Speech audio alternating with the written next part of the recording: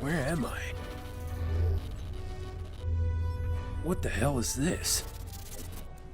Ah, so you have awakened. Good. There's work to be done. Ghidorah! What's the meaning of this? How the hell did you capture me? Not important. However, we are here for one simple reason. I shall be reviewing your King of the Monsters review before you can publish it, just in case any corrections need to be made. Seriously? That's it? Well, yes. I have a reputation to uphold, and I cannot have you slander it. That's what you're worried about? Oh, man. Here I thought you were gonna do some weird experiments on me or take my spleen or something. That's still on the table, of course. No need for that. I'd rather keep myself in one piece. Thank you. No, you fool. It's over there.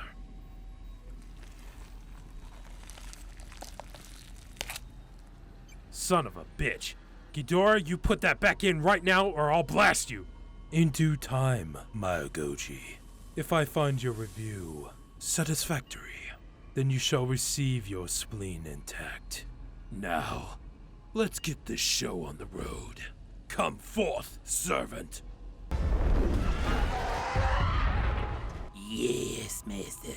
Activate the main screen. Bring up Miregoji's King of the Monsters review. Yes, of course, master. Yes, right away, master. My God, what have you done to Rodan?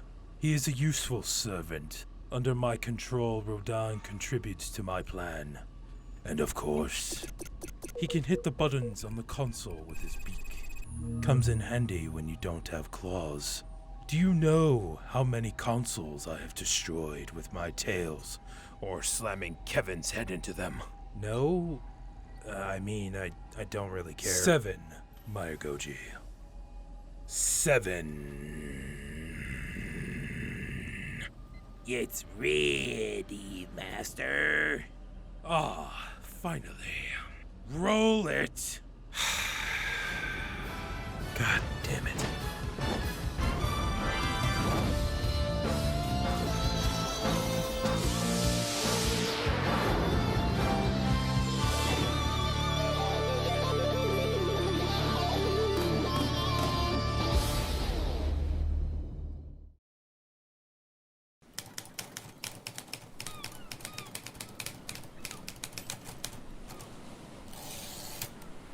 Aha!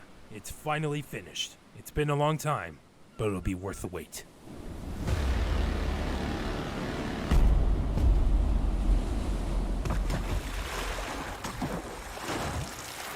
I heard it. I heard you say it. It's done? It's finally done now? Well, let's see it then. Oh, legendary. Nice to see you. Were you just, hanging out there this whole time? No, dude. I used the Hollow Earth water tunnels. Fastest way to travel around the ocean, bro. Oh, okay. Got it. Well, you heard right. I've finished it. The King of the Monsters review. Holy shit, bro. It's about damn time. I've had enough waiting around, beating up monkeys and robots. Moved on to orcas now. Wait, what? Orcas? What beef you got with them? Not killer whales, bro. Those damn orca machines. They're popping up everywhere. The sounds they make are so fucking annoying, bro. What the fuck? There's more of them? They shouldn't even exist.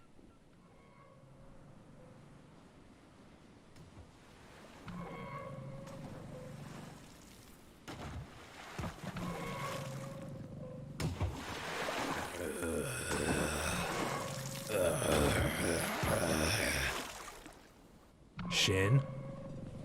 Are you all right? You good there, bro?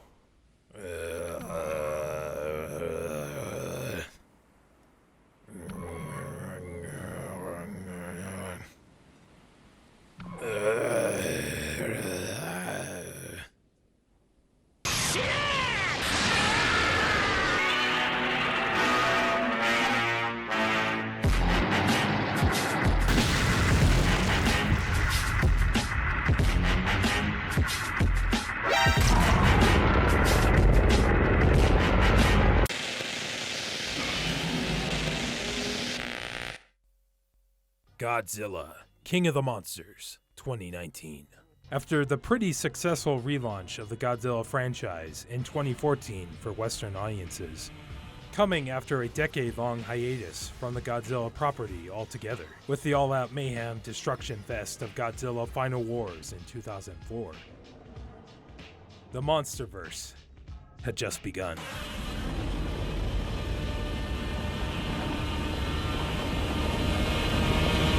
The next film to make its debut would be Kong Skull Island, a new origin story for the Monkey Man himself, which met spectacular reception.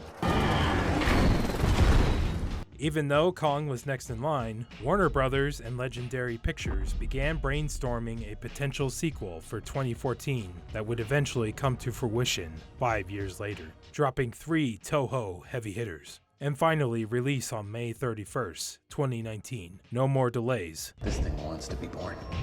Ditching half the cast from 2014 to set up another family dynamic, this time a little more involved with Monarch and the Titans, and returning champs Dr. Serizawa, Dr. Graham, and Admiral Stenz.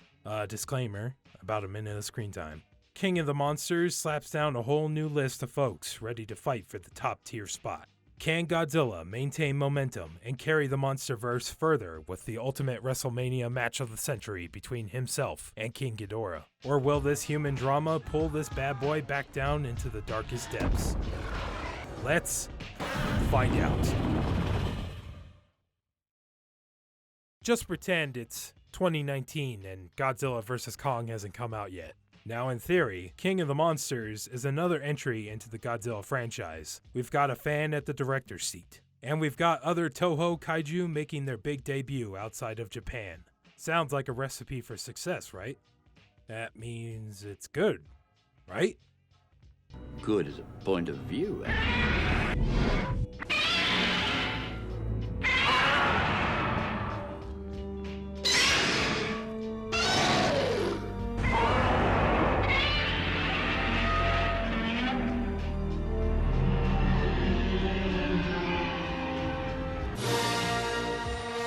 Story. In King of the Monsters, kaiju action is heating up inside the Monsterverse, as 3 of the most iconic Toho kaiju enter the fray. King Ghidorah, Mothra, and Rodan make their first appearance in a Western kaiju film. Not only those 3, but multiple titans have been discovered across the globe since 2014, now with 17 and counting after Gojira. Godzilla has a lot of balancing to dish out. We follow a new family this time, one interlinked with Monarch itself, the Russell family. After losing a son in the 2014 attack, the parents go their separate ways, as Emma Russell builds a device capable of bending the Titans to her will. Calming the Titans down and making them docile. Don't worry about it. It's for research purposes. Thanks to an eco-terrorist, Tywin Lannister, with the help of his tactical military, Emma and her daughter 11 are captured along with the Orca, sending us on a course to unleashing the rival apex predator King Ghidorah himself. I am the king of the mountaintop. I reign supreme over everyone in this school. I am the golden god of this place. I reign supreme.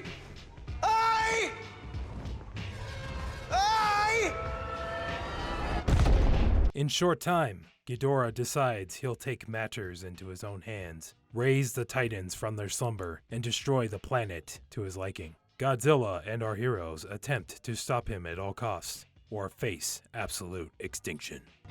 It's time to do. King of the Monsters script stands on a solid base thanks to the 2014 film. Monarch now plays a larger role, even catching the eyes of the US Senate. Basically, they want to kill the Titans, versus Dr. Serizawa's view that These are not monsters. They are animals rising to reclaim a world that was once theirs. look, lady, you do not want to get PETA involved on this one. Godzilla has been chilling since 2014, with most Titans taking extended naps. However, Emma Russell and Alan Jonah have other plans for them. The story leads you to believe that Jonah is using Emma and her Orca to unleash the Titans for his eco-war, but slaps a plot twist about midway through the film. Emma is actually behind it all. Gasp! I never would have guessed. In a bizarre set of circumstances, Emma wants to unleash the Titans to cure the human disease on Earth because her son died in a kaiju attack. If there were any other way to do this, I would. I'm saving the world. As impossible as it seems, it does. Hear me out, Mark. After we lost Andrew, I swore his death would not be in vain, that I would find an answer, a solution to why the Titans were rising. But as I dug deeper, I realized that they were here for a reason, and that despite all the years that we spent trying to stop them, we never dared to confront the truth. Humans have been the dominant species for thousands of years, and look what's happened. Overpopulation, Pollution, war. The mass extinction we feared has already begun, and we are the cause. We are the infection. But like all living organisms, the Earth unleashed a fever to fight this infection. Its original and rightful rulers, the Titans. They are part of the Earth's natural defense system, a way to protect the planet, to maintain its balance. But if governments are allowed to contain them, destroy them, or use them for war, the human infection will only continue to spread. And within our lifetime, our planet will perish, and so will we.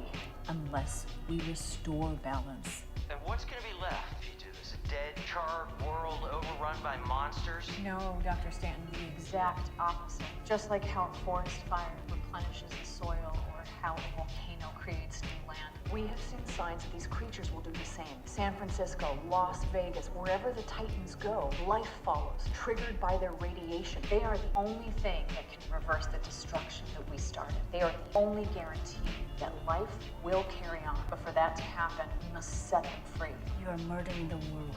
No, because as difficult as this will be, I promise humanity will not go extinct. Using the Orca, we will return to a natural order, a forgotten order where we coexisted in balance with the Titans, the first gods. And what are you gambling with, Serizawa? Monarch is broken. It's on the verge of being shut down by a government. The only objective is to eradicate the creatures. If that happens, what will our chances be? You are out of your goddamn mind! After we lost Andrew, I swore his death would not be in vain. We are the infection. Yeah, I'm still trying to figure that one out. She sets out to accomplish this by using her MacGuffin device, the Maorca, the linchpin to this whole plot. This device produces frequencies that control the Titans. Pretty fucking crazy already. Because the machine can do this, it works consistently in the same manner on each Titan it's used on, right? Wrong! A lot of problems stem from this machine, mostly from the tech itself. Developing frequencies off the bioacoustics of any given Titan, not a problem. Using it while up close and personal to said Titan with relative silence in the given area, no problemo. Using it with amplification to boost the frequency to affect the given Titan, even when you're not near it, that's a bit of a stretch, but I'll allow it. Using it on a helijet hundreds of feet away during a snowstorm, trying to reach Ghidorah under a collapsing explosion-filled crater? Fuck no! Using the device inside a moving vehicle, reducing the volume of the machine from quiet to insignificant? That shit ain't gonna work, son! Look, the Orca is a MacGuffin in every sense of the word. However, its corpse is dragged all the way to the finish line, despite being crushed, broken, I found the Orca, sir! It looks pretty banged up! soaked in rain. That's it. That's it. Yet it somehow still works? Say what? Too much importance has been placed on the Orca, and it feels like the story relies on it too heavily to get out of the corners the writing slams into. Waking up Ghidorah? What kind of subwoofers is this bad boy packing?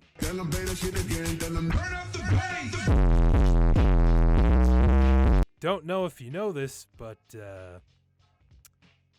helicopters are fucking loud.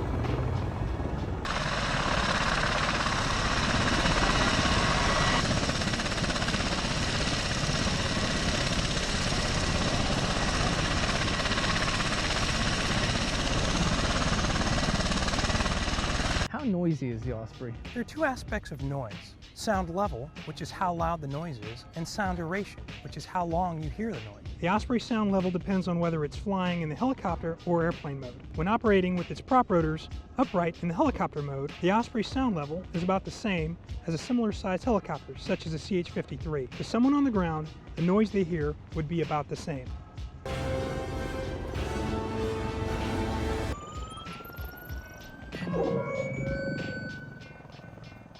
Listen, mister, I'm getting awful tired of your... I'm getting tired of your gas. That's half the reason you see people using headsets when riding them.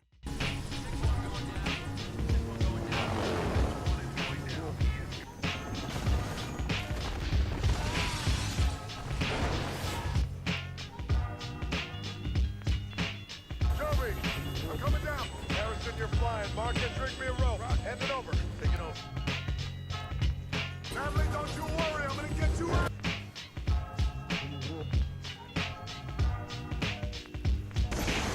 This thing isn't gonna hold. Hey, we are in the red. We are going to flash. Natalie, we are going now.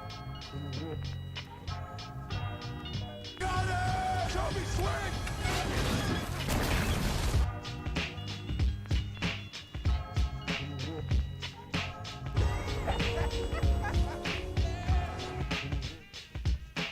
We're gonna crash.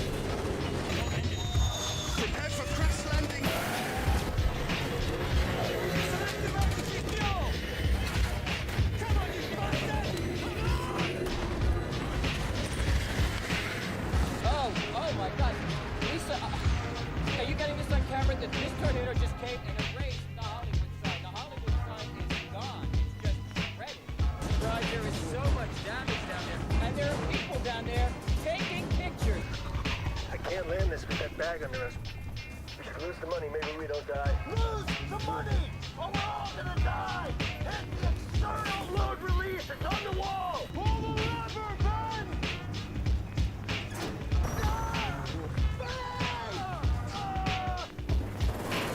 Bad landing.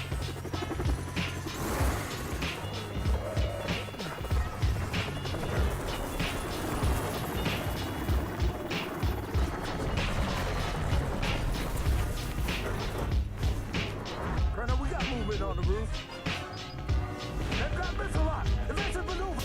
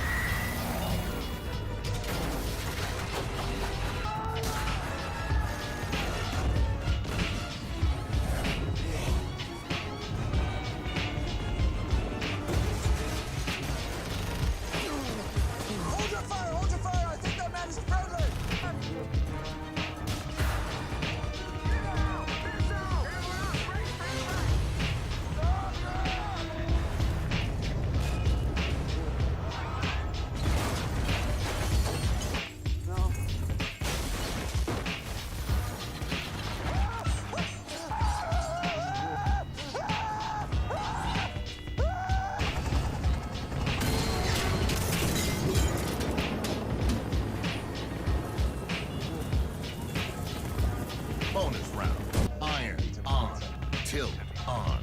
Tough luck and catch on.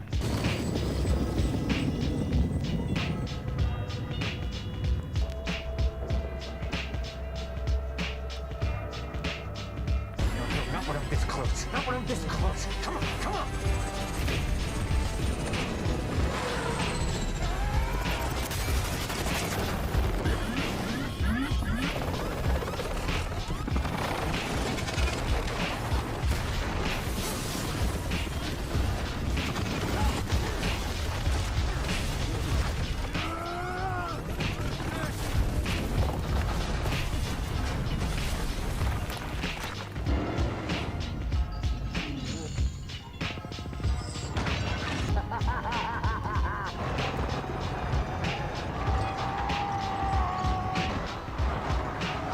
Hit him with the moon side! Now!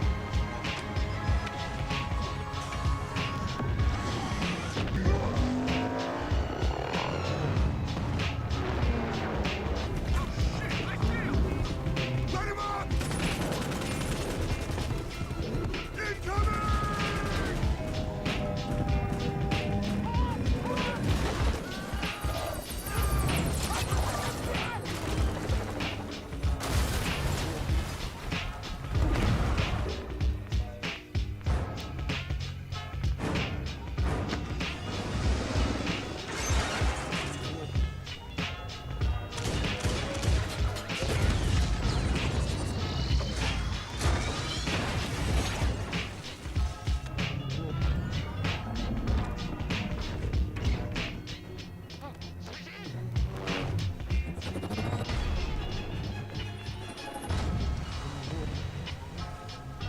Go, go, go!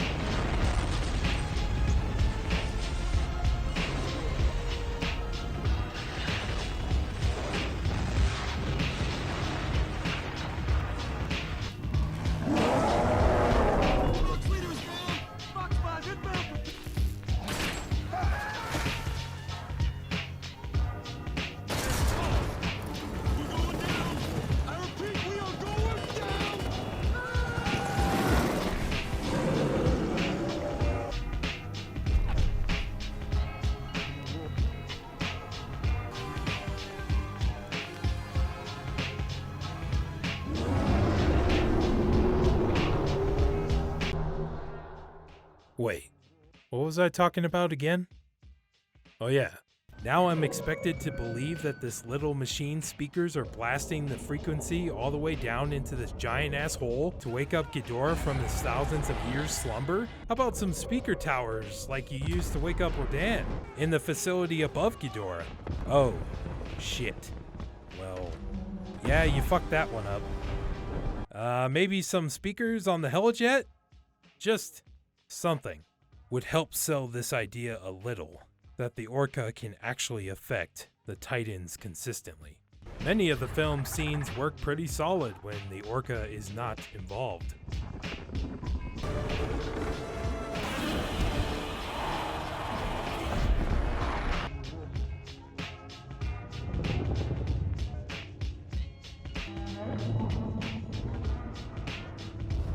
But the moment that thing comes on screen by name or physical presence, the writing takes too many hits to recover from.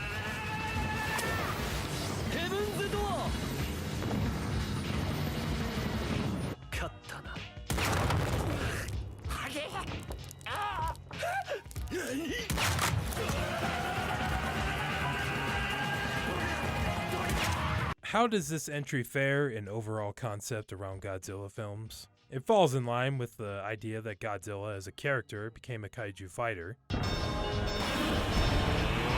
get ready to rumble! In between wrecking some shit in Tokyo, Godzilla would take on multiple kaiju over the 6 decades worth of screen time, earning the title King of the Monsters.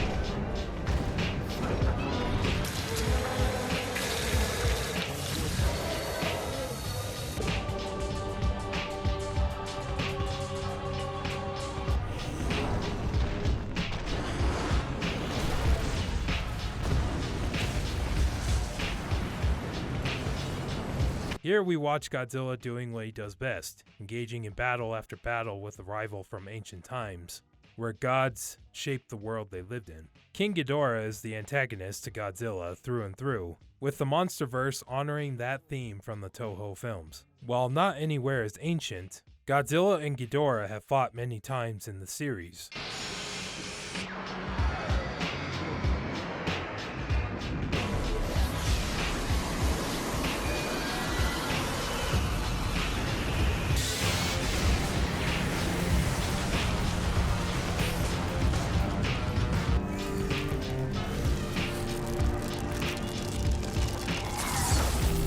And King of the Monsters proves that they are a close match for each other. But we still know who's on top, baby. No. Change that. Excuse me? What? Why would I change that? It's true.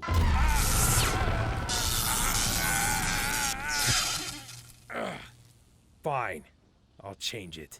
Ghidorah still puts up an excruciating fight, pulling out some impressive moves from his alien book of secrets. We're also dealing with how humanity responds to these creatures, usually with violence, but Dr. Serizawa is striving for a different method, peaceful coexistence, a big contrast from the character his name comes from. This entry into a long series of films invokes a familiar tone found in the old greats, the sense of adventure racing against time to prevent a drastic change in our world. While humor is dropped throughout. I knew it, man! The vortex was a tunnel into the hollow earth. It's a subterranean tunnel system that connects the entire planet. It doesn't matter. I knew I was right. I told you, Ken! Shut up, Vic. The plot keeps it serious. People are going to die unless something stops Ghidorah. That won't push aside the wonder and beauty of each kaiju presented, stealing the show with no effort at all.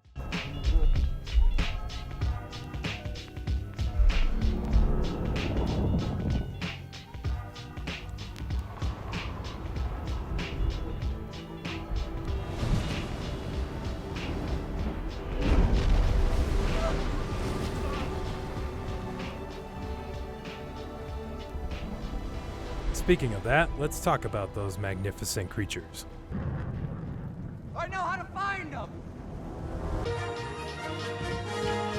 Characters.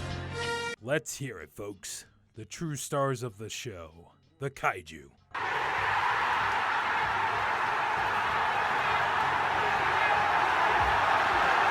Look, I'm just saying they deserve their own category here. So let's start off with the main man himself.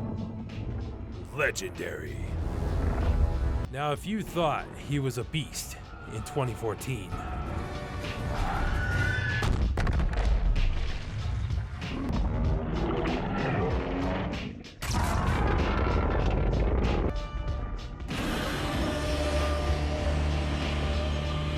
"2019 gives a whole new meaning to beast mode.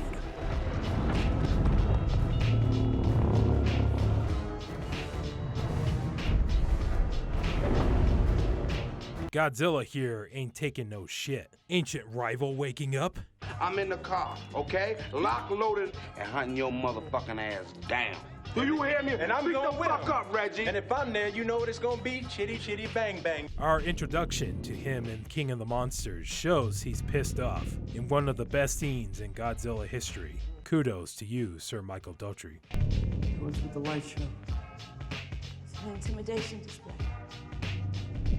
Like a gorilla pounding its chest. Consider us very intimidated. Just before he leaves, however, Legendary makes sure the humans know their place. Know your fucking place, trash. Fucking Godzilla senses that Ghidorah is being awakened, rushing off to Antarctica to meet him on the battlefield. Let us take a second to marvel at this entrance. The score, the shot, the sheer intimidation. perfection. Once engaged with Ghidorah, let me just say, this shot right here.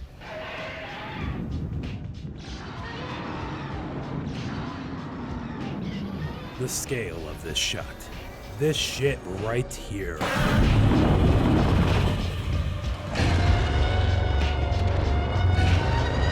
It's a masterpiece.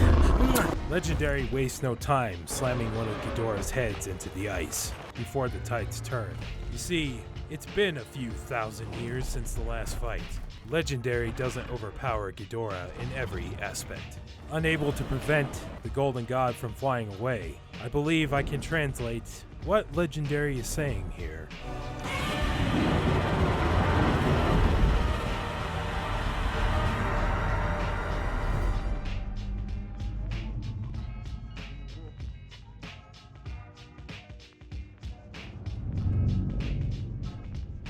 The race continues as Legendary's next appearance pulls Ghidorah down to his turf, almost drowning him under the ocean.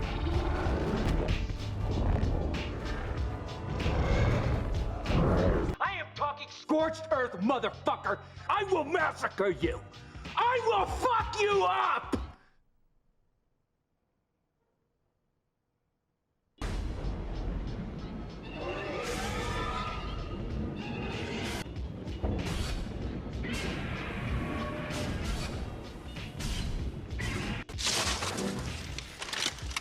Payback time.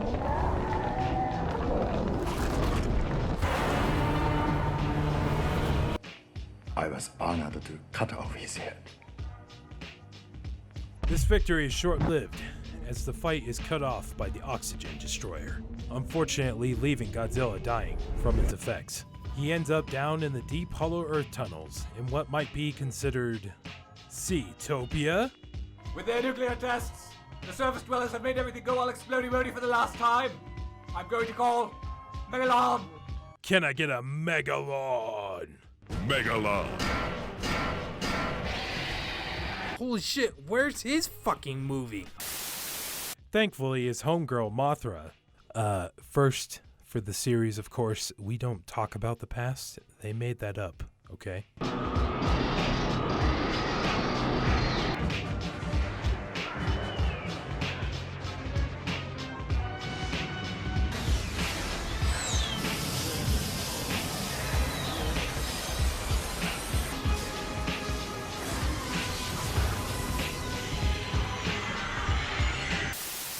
Thankfully, his homegirl Mothra was sending some energy to Legendary, helping the humans locate him to do what they do best, nuke him. Instead of killing Godzilla, thank God that worked, or else the humans would have shot themselves in the other foot.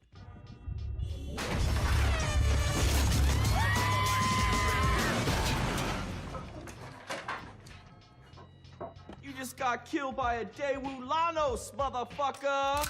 How you like me now, huh? The nuke revives Legendary from the dead. 150% max power.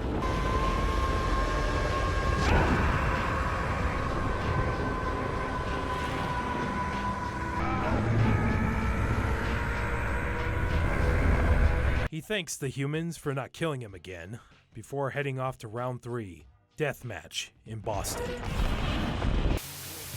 No hitting below the belt. Obey my commands at all times and absolutely absolutely no touching of each other's buttocks. Any questions?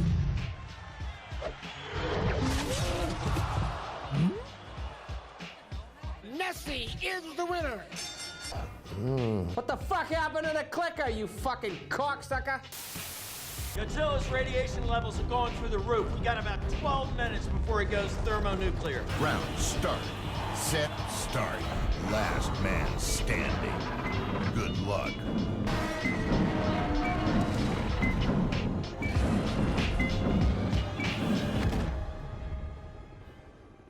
Making a dominant entrance to the fight. Charging in, the two titans collide. Legendary shows he means business this time and has the power to settle the score. Mothra swoops in, ready to help her king, webbing Ghidorah to a nearby skyscraper, setting up for the perfect combo.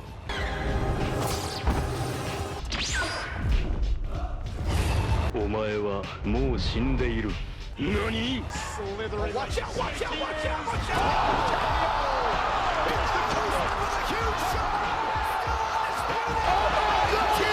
The fight rages on. Both Rodan and Mothra fall in combat. Godzilla has had enough of this shit, so he pulls out a secret technique. Thermonuclear meltdown activate.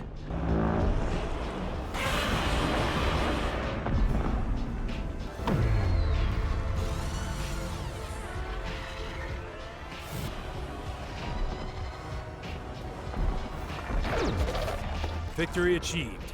The Golden King's reign has ended. Long live the true king. Jesus. Good thing he's on our side. For now. Ah, yes. For now.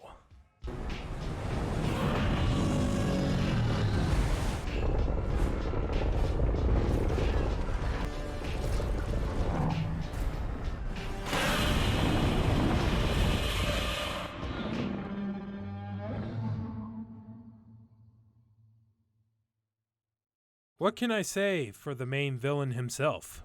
The Golden God! I am untethered and my rage knows no bounds!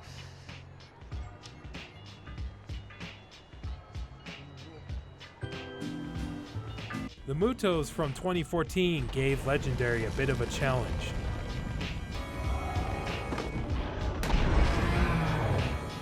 But Ghidorah goes far above and beyond just an adversary. He wastes no time since waking up from his power nap. The world forgot about Ghidorah, and they'll have to pay the price. Before he can get down to business, Ghidorah takes time to examine his surroundings, curious as to what tiny pebbles the humans are shooting at him. Ghidorah shows them what true power is. Oh, shit.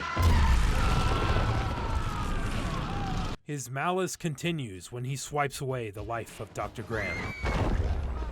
Blink, and you'll miss it. Godzilla won't let this stand unchallenged, forcing Ghidorah to flee from the battlefield. Ow! God damn it. Fine. Forcing Ghidorah to tactically retreat from the battlefield in search of a warmer climate. Making his way to the equator, producing a Category 6 hurricane, mind you. Ghidorah switches his attention to Rodan's emergence, finding him as a suitable lackey. With a grand entrance of his own, Ghidorah engages in a mid-air collision with Rodan, this shot echoing the original meeting between the two kaiju.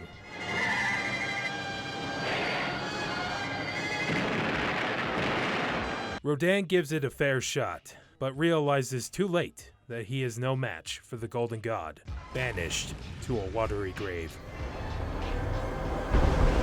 Momentarily, turning his attention to the big-ass airjet, as nothing will be allowed to challenge his airspace. Godzilla makes a tactical, calculated surprise attack. Ow! Ow! Ow! Ow! Ow! Ow! Ow! Son of a bitch!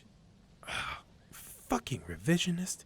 Godzilla pulls a sneak attack on Ghidorah, pulling him down from his flying advantage. Ghidorah suffers a horrific wound, the loss of his most inquisitive head, Kevin. before the two are struck with a new military weapon of destruction. Once the oxygen destroyer incapacitates Godzilla, Ghidorah proclaims himself the rightful ruler over Earth and orders the Titans to terraform the surface into a no humans allowed wasteland. Of course, he can't do this without... I mean, I'm no scientist, but I think it has something to do with his goddamn head growing back. The new king establishes his religion in one simple shot. Our Lord and Savior, Jesus Ghidorah, we pray. Amen. With his new church in order, Ghidorah sets his sights on a new prize, Washington, D.C. Exacting his revenge for using that weapon on him, right? Who can say, the Lord works in mysterious ways?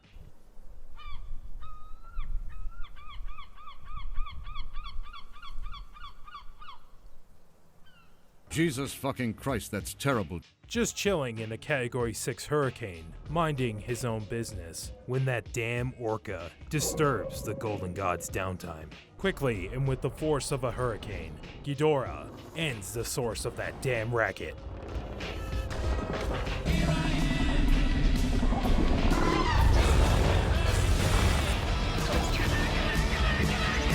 Once again, however, that dastardly legendary returns to challenge Ghidorah's reign. A king has his reign. And then he dies. It's inevitable.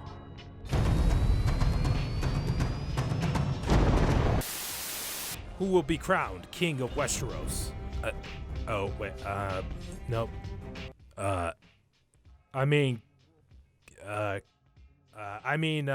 King of Gondor. Now come the days of the king.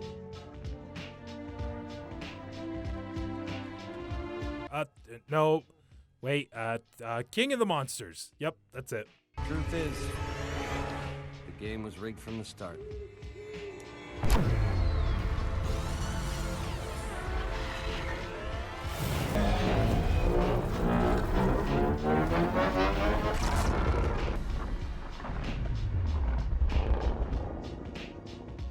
Hey, at least Ghidorah is still alive in some capacity in the sequel, right? Life could be a dream. We'll take it.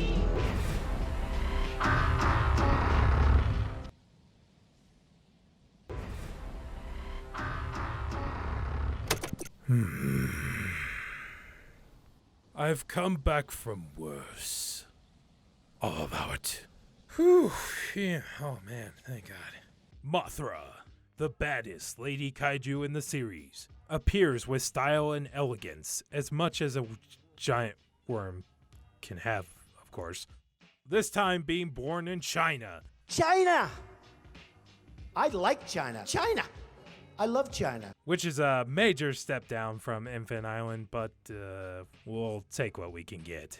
Mothra proves she's the heart of this film. Her presence on the screen takes you hold, never letting go.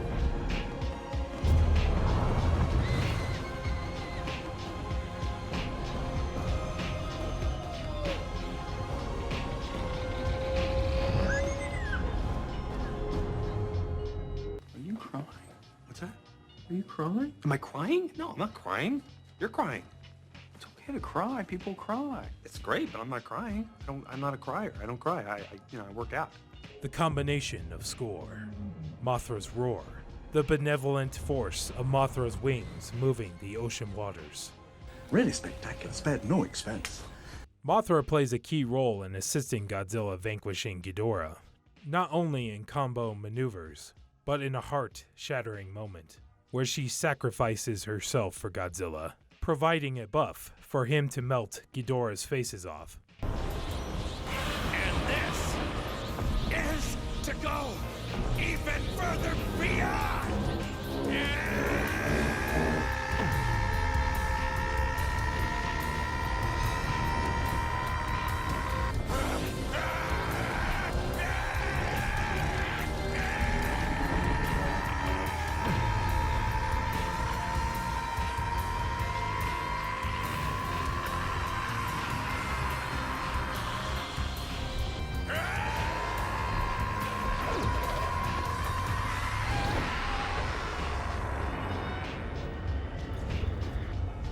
loved the Mothra cries and imagery during the pulses. Great touch. She also proves herself effective in combat by piercing Rodan right in the shoulder. Oh, that's gonna hurt! And how can I not mention the transformation scene?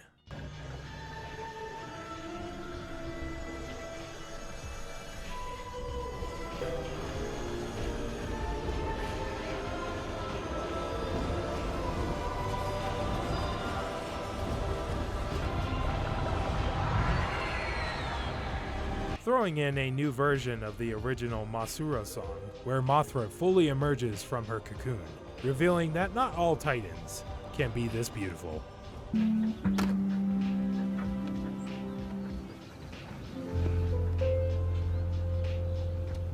She's sweet. 3 for 3 so far. So how does Rodan stack up?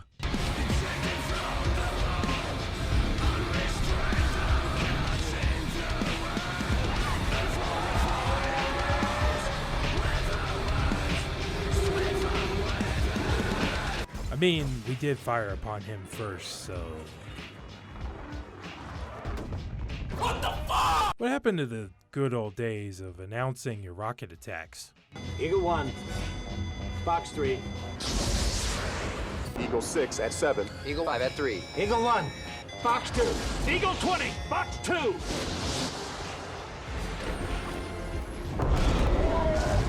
Squadron, engage on our 6. Copy. Start the clock. Okay, I'll give him that one. It might not have been a missile attack line, but the delivery was good.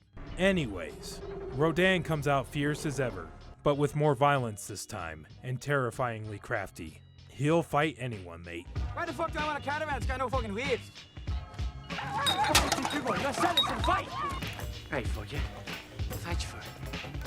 You and me.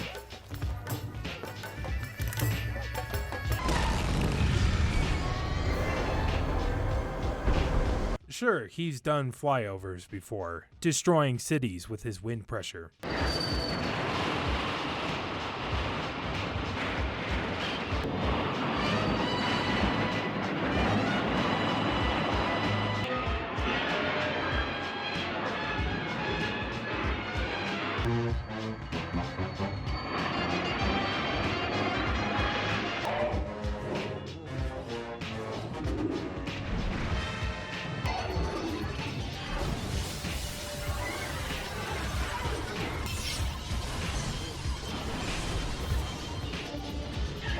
But this man just systematically annihilates jet after jet. He knows when he has the advantage in size. No human is safe in the air. I'll try spinning. That's a good trick.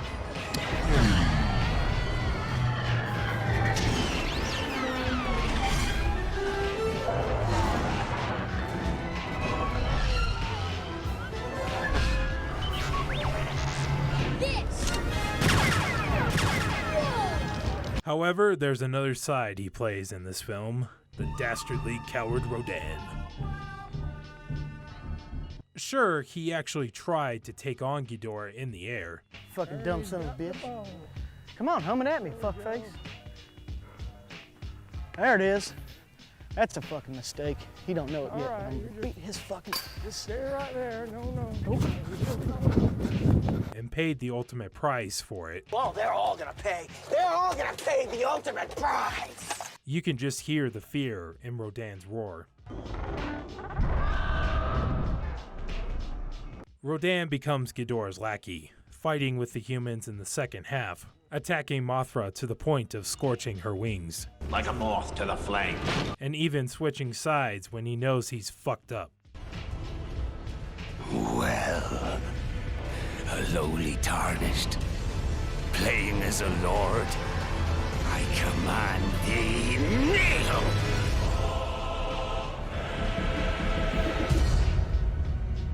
Besides that, Rodan was no slouch in the kaiju department, rounding out the score to 4 out of 4 top-tier Toho reps. Excellent job. Congratulations.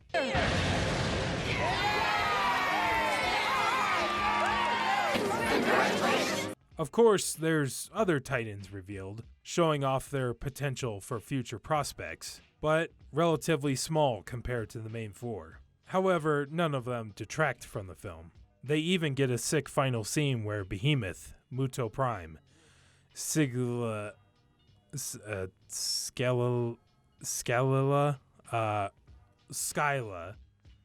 and Mehusala,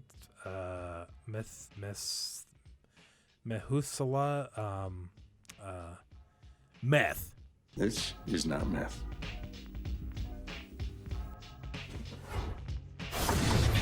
These kaiju fall in line and bow down before the king. Forefathers, one and all, bear witness!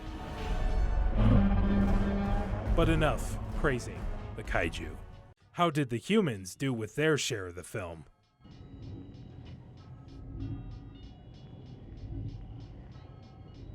You are an ill-made, spiteful little creature.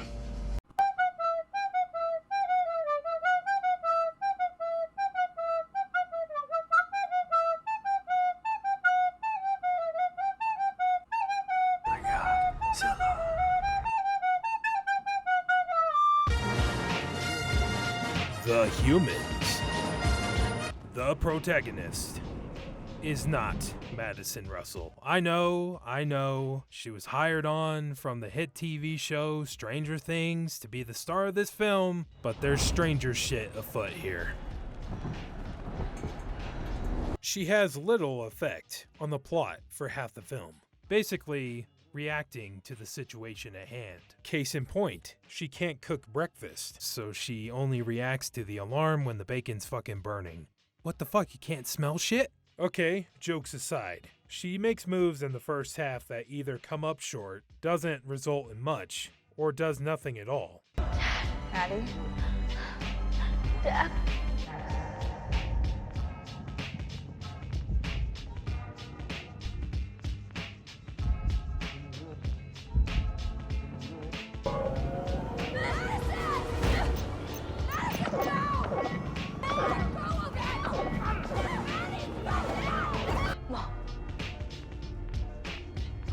I'm sorry, Madison. This is bigger than just you and me.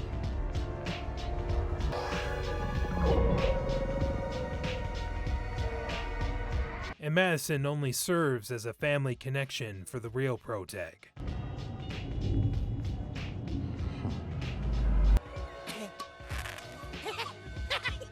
That's a good one! Be gone! Top quality joke right there. Jonah's just doing his job when you really should be pointing that finger somewhere else. Once she decides to do something in the film, she's pretty proactive, stealing the orca to do what her mother can't muster the courage to do, stopping Ghidorah's alpha signal by broadcasting the orcas, ceasing the Titan destruction across the planet. Once that's accomplished, we have a little chase, and Madison goes back to being an object other characters claw after. Effectively making her not the protag, despite her big change to the story's events. She does have some prime moments of acting, of course. You said we were doing this for Andrew. Do you really think you would have wanted this?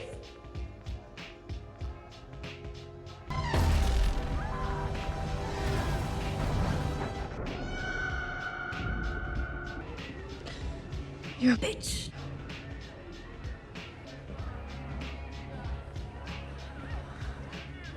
But honestly, why the fuck are you smiling here? Your mother just effectively killed herself. What the fuck is wrong with you?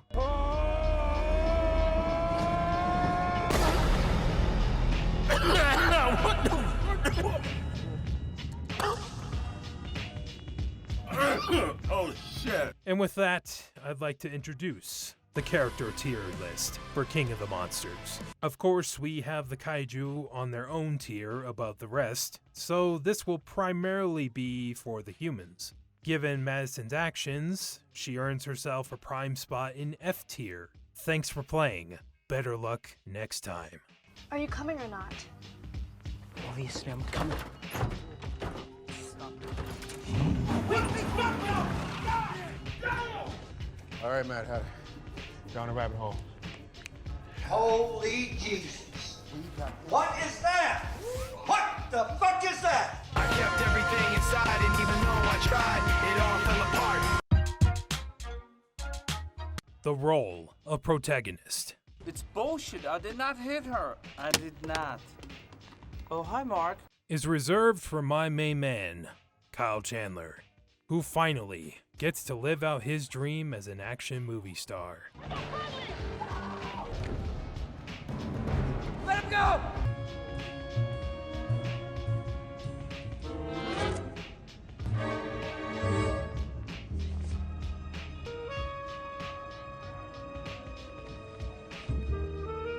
He finally dropped that silly monkey and got a real kaiju to act with. We practically follow him from start to finish, who goes from trying to locate his missing child to locating his missing child. His other missing child.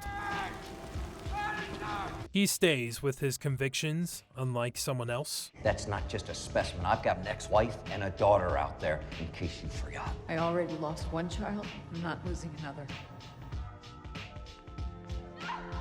You failed! Mark shows how much he cares for his kids, screaming Andrew's name in search of him among the rubble, and suffers from the loss of his son. All that yelling must have taken its toll, forcing him to angry whisper for his first handful of lines of dialogue. I should have been there for. Who are they? You didn't. Listen to me. You're gonna be responsible for 1,000 San Franciscos. It shouldn't even exist. I can't tell you how much I hated myself for letting Maddie see me that way. Why don't you kill him? Don't kid yourself. What did you say? Thank Godzilla he drops that quirk later on, so I can't bring down his overall score later. He unfortunately turned to drinking, pushing himself away from Maddie and Emma, and sending Emma down the villain's path. To right this wrong, he does what it takes to find his daughter and rescue her at all costs, even carrying those balls of steel. Balls of steel.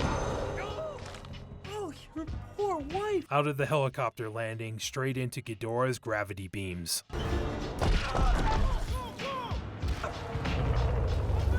Mark is consistently showing he knows his stuff when it comes to the orca. Orca was a grad school science project. It was meant to keep whales away from the shoreline, not so you could talk to your little creatures out there. It shouldn't even exist. High five, Mark. That is something we can agree on. At 0500, we'll ship out to launch a joint operation. I wouldn't bother. Excuse me? Sounds like a duck hunt to me. But they've already got Emma and the orca. Why would they want just this one when they've got the keys to your entire magic kingdom of horrors back here? I think that they want you to go after this Mothra so they can go after a real prize, something bigger. Right you are, Mark. You're killing it, man.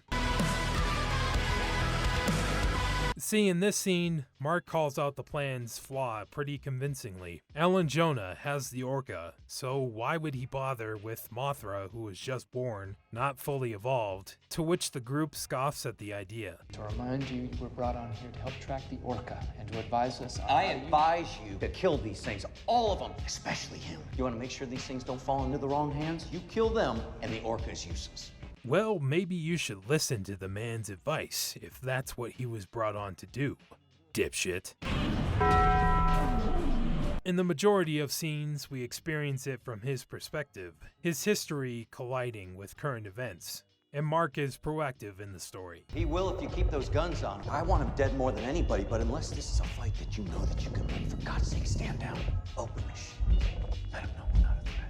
Once again, the voice of reason, as he does want Godzilla dead, but only if they can do it for sure. If not, don't doom the hundreds of people on this station to a watery grave. Let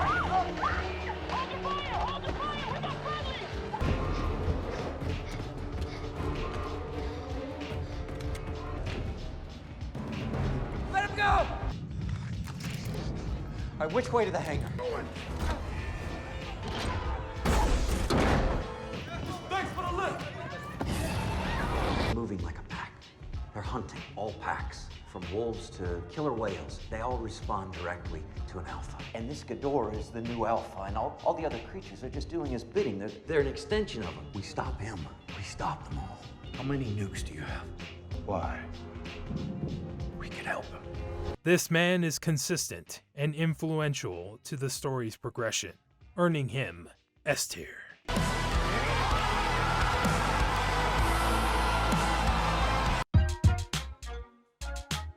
Our antagonist, however, Tywin Lannister, of course, right? Famous bad guy enthusiast Charles Dance must be the one behind this, right? Fuck no! Emma Russell. Yes, that's correct. The wife of our main man, Mark, is behind all the events of this film. Wait a minute. How did this happen? We're smarter than this. Glad you asked. I am still fucking piecing this one together. Apparently not. We start out with Emma clearly affected by the loss of her son in San Francisco. Move on to her completing the Orca, using it effectively for the first time on Mothra. Swing on over to Ghidorah's Arctic grave to wake his ass up. And here comes the twist. What a twist! When Mark puts Jonah's lead man, Ash Ketchum's lights out. Excuse me, the fuck did you just say? Let him go!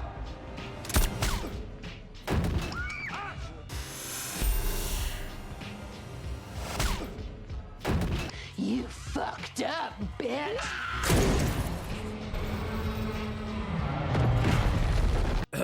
When Foster puts Jonah's lead man, Ash Ketchum's lights out. Come on, Ash, make it snappy.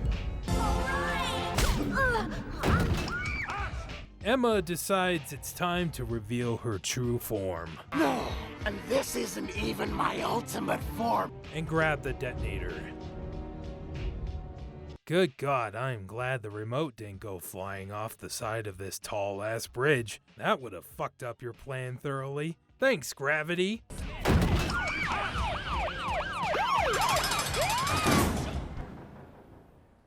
Emma pulls the remote, releasing Ghidorah from the freezer, then make their escape to the Osprey. Set off the morning alarm for him, which Madison can't stand. It's far too early in the morning for that. She swipes the Orca away from Emma, screws with the frequency, which still magically makes Ghidorah annoyed, prompting a destructive response of gravity beams. Damn, isn't it funny that the Orca didn't slip off down the ramp, letting gravity plunge it to the ground below? How lucky is that?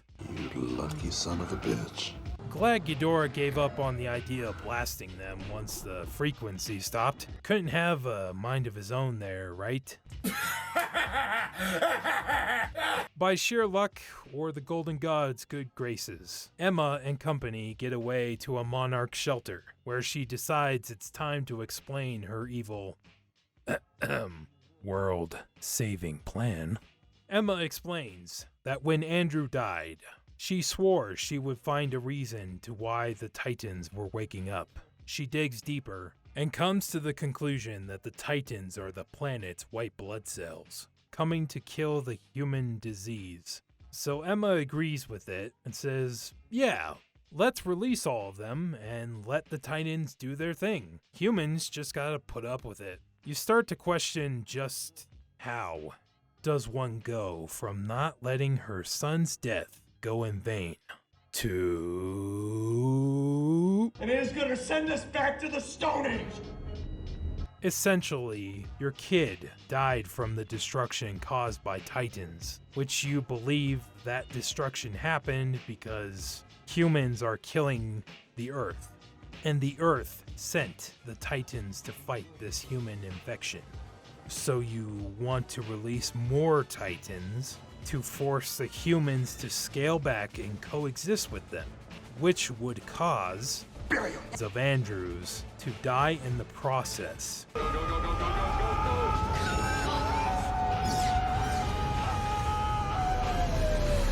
It's not all math, Emma. Oh wow, that's fucking evil. Maybe she is a good antagonist. Emma, you came to me. It is your plan. Thanks, Tim. You know, I can take it from here once you get some rest. No way. Sleep or no sleep, I'm not missing this.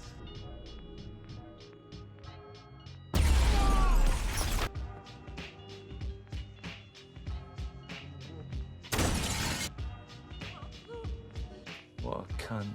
Wow. Holy shit. Emma, every death is on you. Step aside, Hitler and Stalin. No. Just a little. Please. Fuck off, Hitler.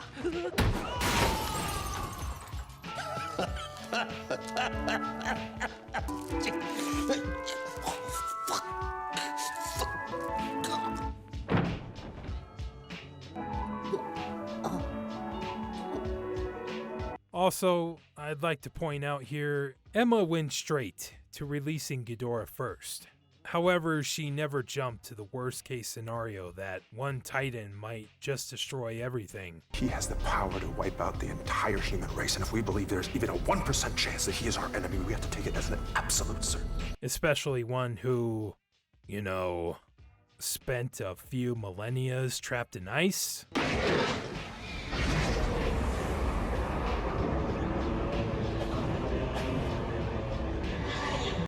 One you have limited data on, but believe was a rival to Godzilla himself. And since it's a more recent discovery, our data is limited, but it seems to be another apex predator. It may have been a rival alpha to Godzilla, battling for dominance over the other titans. One that you actually knew about and named yourself? And I called it Monster Zero. Guess that was worth the gamble to cure the human disease and Gambling with the lives of billions. Somehow honor your son's memory? A son that died in the same fashion to the chaos you want to bring upon this world? Oh, damn. Shit. Oh, that is whack. Jonah states that they would release the Titans gradually, but why start with an apex predator? Unless you wanted maximum chaos? A feast fit for chaos! At least Tywin accepts that they can't put this cat back in the bag. But Emma can't grasp her own plan's outcome. I mean, she does make a good point that governments might use the Titans for warfare, but how would they be able to do that? Well, you would need some kind of machine to control them.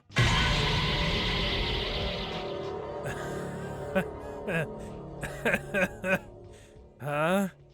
Oh no, they're fine, right? It's the only version of the Orca, and they keep it locked up and secured that no one could steal it. What's going on? The Orca. What?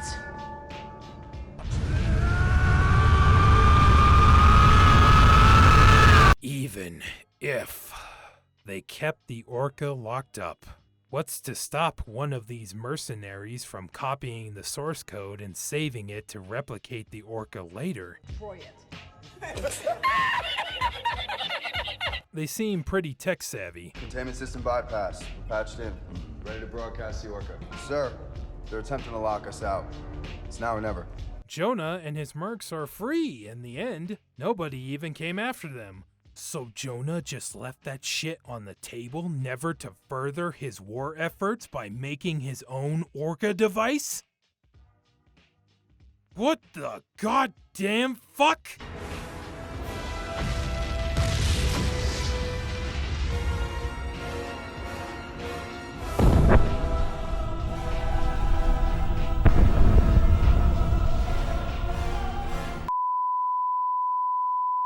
The Orca no longer matters. Man does not control the laws of nature. And neither do you. Okay, so Emma lucks out again by not having her tech stolen by Jonah and his mercs, but by Madison, who just happens to have a speaker relaying everything that's being said in the control room. Who turned the speaker on? Is it going to just this room and not any other room with potential mercenaries inside? Emma just thought of this idea, so it's not like she activated the speaker beforehand. What if Madison chose a different room? Christians. Questions that need answering.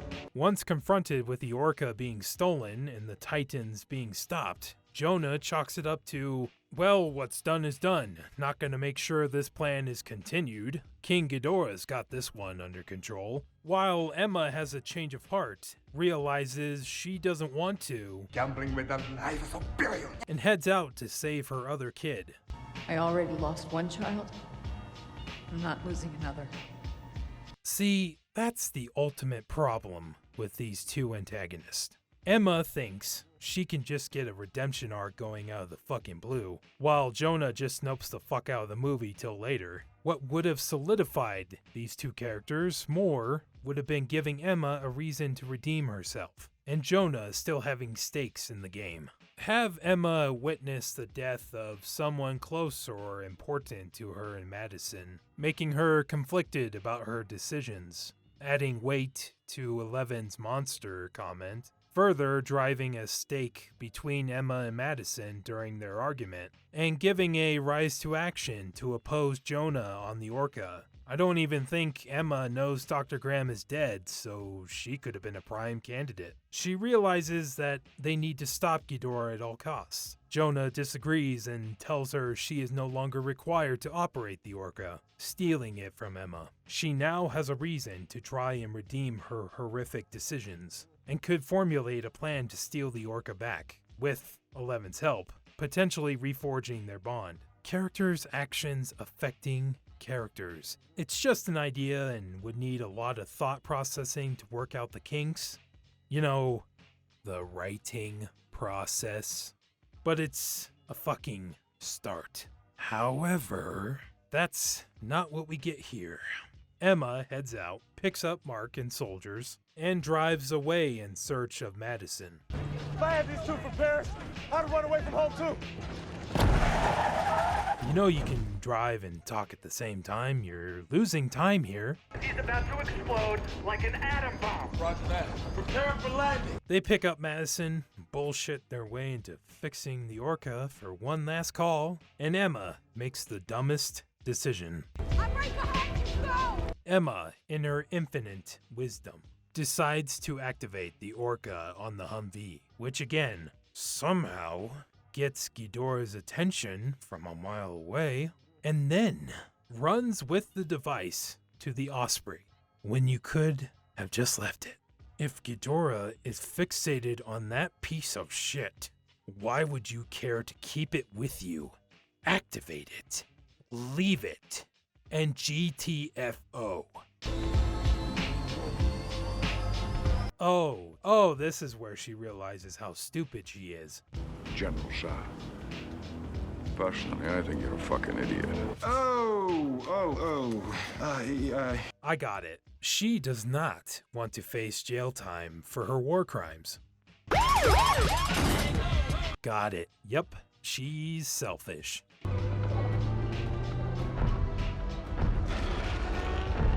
See? Ghidorah doesn't even give a shit about the plane, so you could have just left it on the back end. Isn't Ghidorah reacting to the sound and movement of the Humvee? Oh, Shin, you're back to normal now.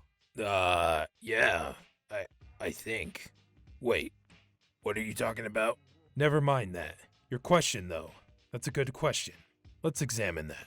Ghidorah is focused on the plane at first, but then turns his attention to the Humvee once the tires screech. However, what's more interesting to Ghidorah's lizard brain? Giant flying object versus small moving object on the ground? Something else must be grabbing his attention towards the smaller object.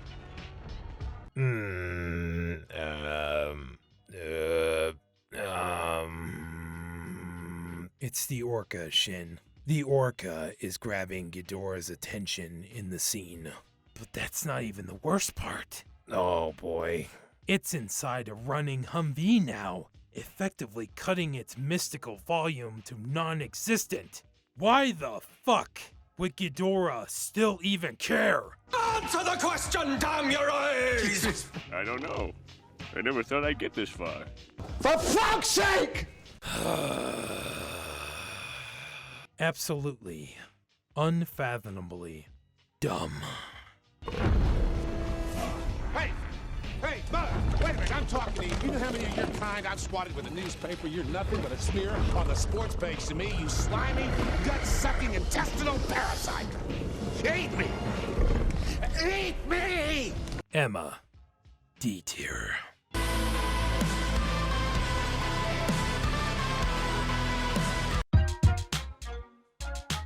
Now on to supporting characters.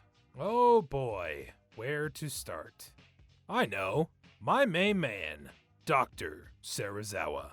Coming off the impactful role he had in 2014, the arrogance of man is thinking nature is in our control, and not the other way around. Let them fight. Stopped. Yes, 8:15 in the morning, August 6, 1945. Hiroshima. It was my father's.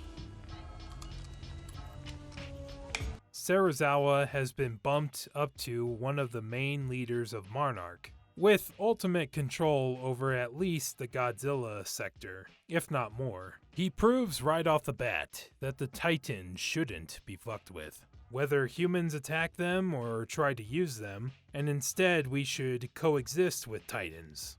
I admire all forms of life. You stupid bitch! Not all of them, of course, but Godzilla can sort that out, as he does. He fought for us, died for us. He's not only proof that coexistence is possible, he is the key to it. You see, Serizawa goes from having quite a shitty day to being the direct change he wants to see in the world. He loses his girl. What is it you want of me? I don't understand.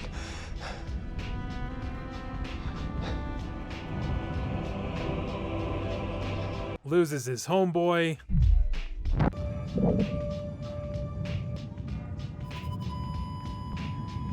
He's gone. Name a character that went through more pain than him. I'll wait. Looks like you got your Fudgemunk.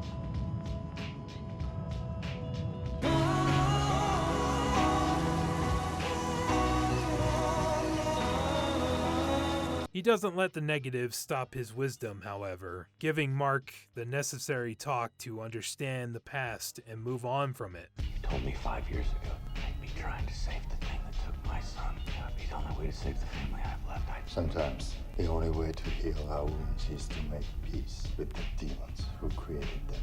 You really believe that? Don't you? Isn't that why you are here? There's some things beyond our understanding, Mark. We must accept them and learn from them. Because these moments of crisis are also potential moments of faith. A time when we either come together or fall apart. Nature always has a real balancing itself. The only question is, what part will we play? Serizawa goes on to get a chance to personally help Godzilla, and hopefully set things right in the world itself. A direct opposition to the character his namesake comes from. The original Dr. Serizawa developed the Oxygen Destroyer. He deemed it too dangerous for the world, and ultimately decided to use it only once to kill Godzilla, at the cost of his life. Serizawa in King of the Monsters makes the ultimate sacrifice to save Godzilla from death, in the hopes he'll restore balance once again. In the absolute pinnacle scene of the film, a legendary 7 minutes of filmmaking. Saraba.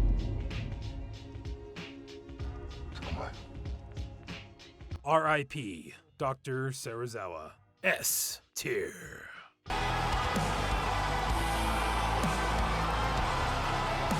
Next, Alan Jonah. Charles Dance is a master of the craft. He can turn any bad guy interesting. How you turn it? 360 on it. 180, you stupid spaghetti slurping cretin. 180. If I did a 360, I'd go completely around and end up back where I started. Trust me. Think of villains, Jack. You want Dracula? Dracula? Hang on. I'll pet him. Dracula? I can get King Kong. We'll have a nightmare with Freddy Krueger. Have a surprise party for Adolf Hitler. Hannibal Lecter can do the catering. And then we'll all have a kissing in for Rosemary's baby.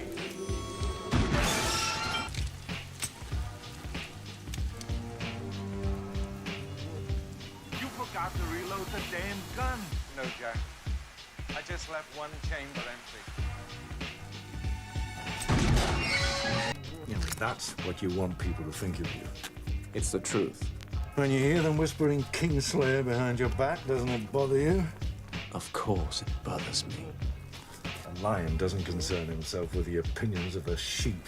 No, I won't do it. But you will. You're still fertile. You need to marry again and breed. I am Queen Regent, not some brood mare. You're my daughter! You will do as I command, and you will marry Loris Tyrell. And put an end to the disgusting rumors about you, once and for all. Father, don't make me do it again, please. Not another word. My children. You disgraced the Lannister name for far too long. Any man who must say, I am the king, is no true king. I'll make sure you understand that when I've won your war for you. My father won the real war. He killed Prince Rhaegar. He took the crown while you hid under Castle Rock. The king is tired. See him to his chambers. Come along.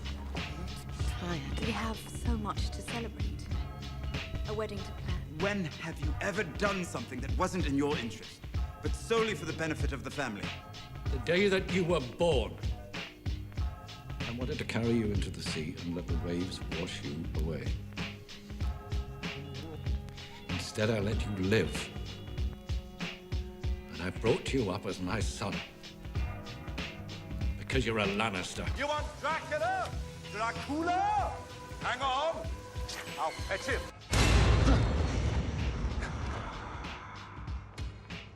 Dracula? I can get King Kong.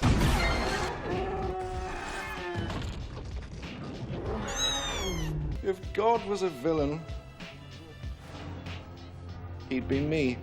And definitely does so in King of the Monsters. An eco-terrorist using kaiju to restore the world back to nature due to his experiences. Listen, while you were sitting comfortably in some laboratory, we've been fighting for decades in one dirty war after another. I've seen human nature firsthand, and I'm here to tell you that it doesn't get any better. It just gets worse. Sign me the fuck up. However, after Ghidorah takes the stage, Jonah takes a back seat to the proceedings, reduced to a teaser at the end of the film. Not cool. Not fucking cool. The orca no longer matters. Man does not control the laws of nature. See, the line doesn't make sense. He was yelling at Emma to use the orca. I'm sorry, did a child just tell you what to do? By all means, Dr. Russell, let's reconsider our entire plan, especially after telling your friends about it. We don't have time for this! Did you really think this was going to be easy, painless? Is that what you told her? Leave her out of this. Why? You're the one who pulled her into it. Tell me, what exactly did Mummy sell you on? Some grand utopia? Man and monster living together in blissful harmony? We both want to save the planet, but everything is going to die if we don't see it through. And once Ghidorah is free, he's good with it. Long live the king. Then when the orca interrupts Ghidorah's plan, Jonah gives up on the orca. Emma, you said this was about the greater good, that the planet deserved a clean slate. I seem to remember you telling me that the world always belonged to them. Maybe it is time we gave it back. A former British Army colonel turned eco-terrorist, obsessed with restoring the natural order. He supports this idea, but is willing to let that go when the orca stops them. Yet he goes after the severed head in the end. That's a little more complicated to work with than the orca tech. And to fund his operations, he began trafficking in a new and dangerous market, Titan DNA. I want my fucking money!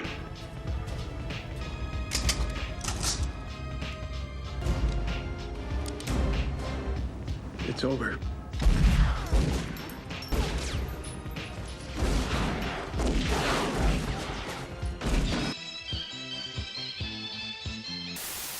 I strongly feel like he could have played a bigger part in the end. The way Jonah was set up, I don't see him just letting his desire go to waste. Surely he'll return in a future project to exact his revenge, right? No sequel for you. You can't do this to me. You know how much I sacrificed? No!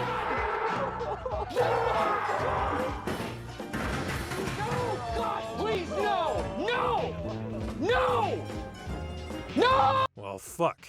Now it's definitely a waste. You see, the interesting thing is, Ellen Jonah and Dr. Serizawa could have easily been the main characters in a different script for this film. They both have a unique desire for nature, but go about it in completely different ways. Such a missed opportunity. You hate to see that. You do hate to see that. You just hate to see it. You hate to see it. You hate to see it. You hate to see it. Hate to see it. You hate to see it. Anything good that happens to the Red Sox, so you hate to see that. Jonah. C tier.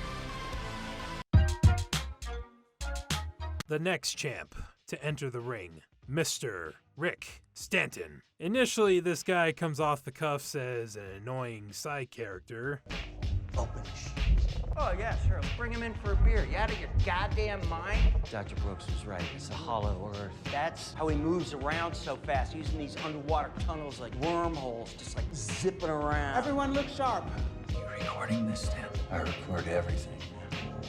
Everything. My God. Zilla. Serizawa's got that lizard juiced. You shut the fuck up.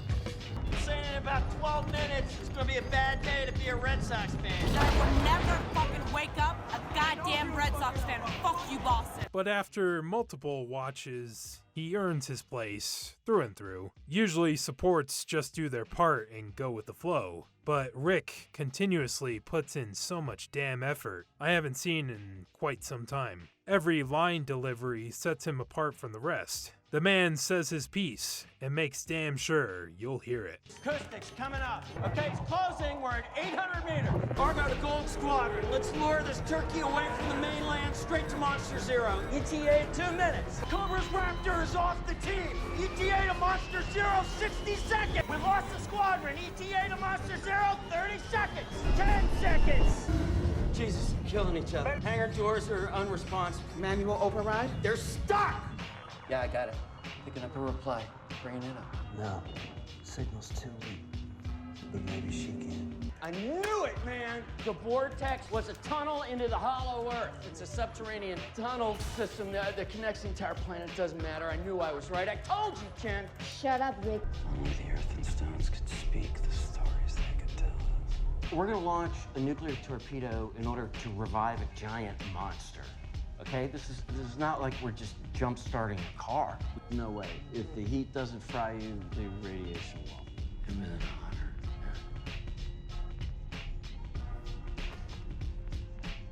What about Mo, Larry, and Curly over here? Godzilla's radiation levels are going through the roof. We got about 12 minutes before he goes thermonuclear. Godzilla's radiation's reaching critical mass. 6 minutes until he blows. Plus, he knows which team to fight for. Come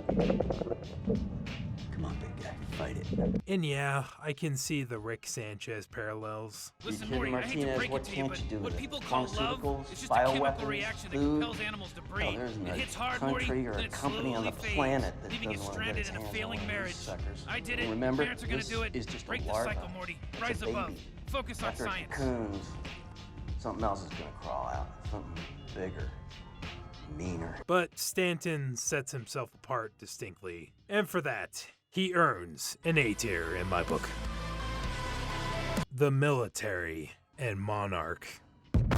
I mean, what's to say about them? They're pretty standard across the board with some pretty bad examples. In fact, Dr. Graham and Chen are about the only ones that stand above the rest. Obvious champ from 2014, Dr. Graham reprises her role just as elegant as ever, but meets an unfortunate death after rescuing Mark. R.I.P.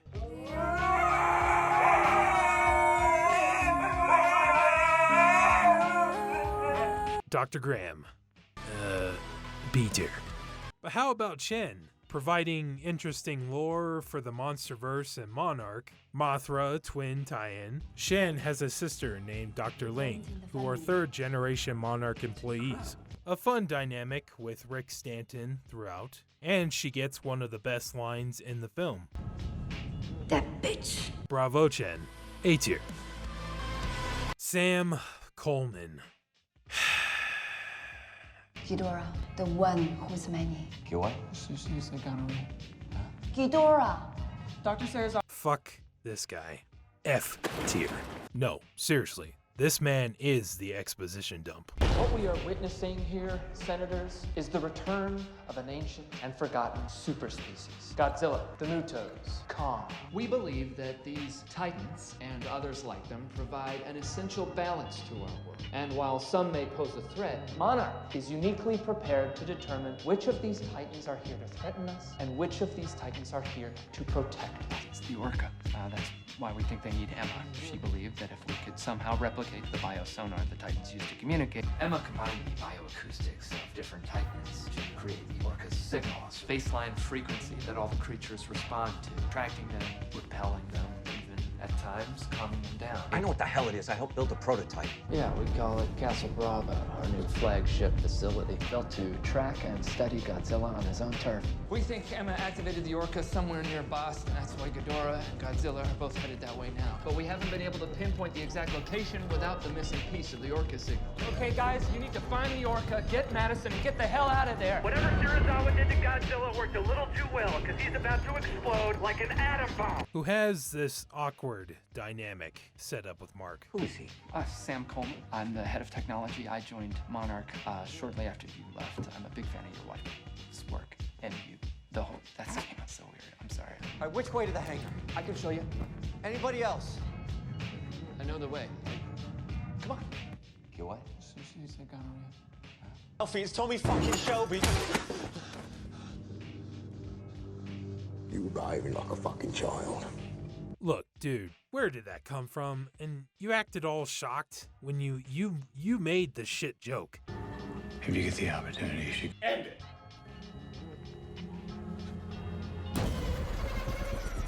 All around me are familiar faces, worn out places, worn out faces. Oh shit, maybe he was ready to do it. Oh damn, excuse me. I apologize. To remind you, we're brought on here to help track the Orca and to advise us. Yeah, that's what he just told you. But they've already got Emma and the Orca. Why would they want just this one when they've got the keys to your entire magic kingdom of horrors back here? I think that they want you to go after this Mothra so they can go after a real prize, something bigger. How Jonah would best use the Orca for his plans. Take your little bow tie, get your shit, and get the fuck out of my office, you understand? Get the fuck out! Fuck you, bow tie. You fucking idiot! Hey, how many times are you gonna call me an idiot today? As many times as I need to! Idiot! Guess that brings us to the military. Foster. Alan, Jonah, and crew are supposedly gone from the temple. Mothra is out of the temple in a waterfall cocooning. You have actual surveillance on screen of this right now. Helicopters in the air watching the area. Monarch is there. And you say, our intel indicates that Jonah wants to capture this specimen alive, which means that he and his mercs won't be far behind. What are you? An idiot sandwich. Foster, you get schooled by someone with no military experience. I wouldn't bother. Excuse me? Sounds like a duck hunt to me. A decoy, a diversion. Boo! Boo! You stink! At least you took the shot and killed Ash. Wait, Asher Jonah? That was his son?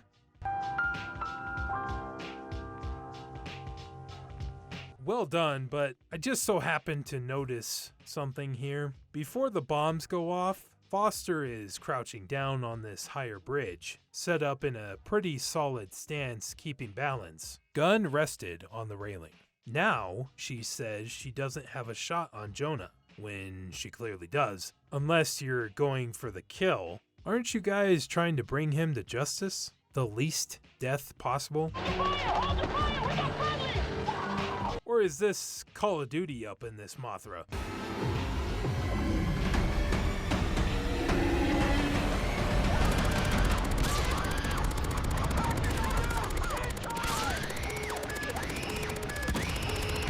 Bosses, I've got 2 hostages, 1 target down. I do not have a shot. Repeat, I do not have a shot. Maybe a better line would be, shit, Jonah's got 4 other goons with guns trained on Mark. I can't take the shot or they'll open fire. Ice Cube Jr., get your ass up here. Now! But there's something even worse afoot here.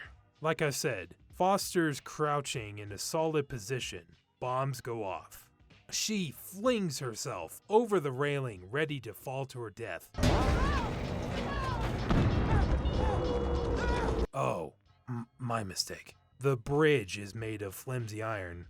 The bridge is actually a trampoline.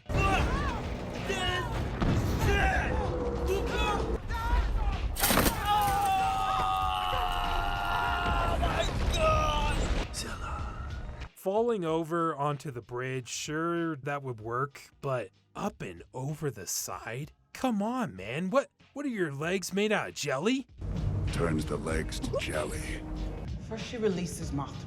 Wrong! Mothra roars, shaking the very earth, and hatches from her cocoon way before Jonah shoots up the place. But if not that, Emma was taken out of the room. Foster, you have footage of it. Is it just me, or has he been working out? Kidding me? Sarazawa's got that lizard juice. You're better than that!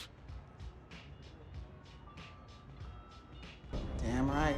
I don't remember asking you a goddamn thing.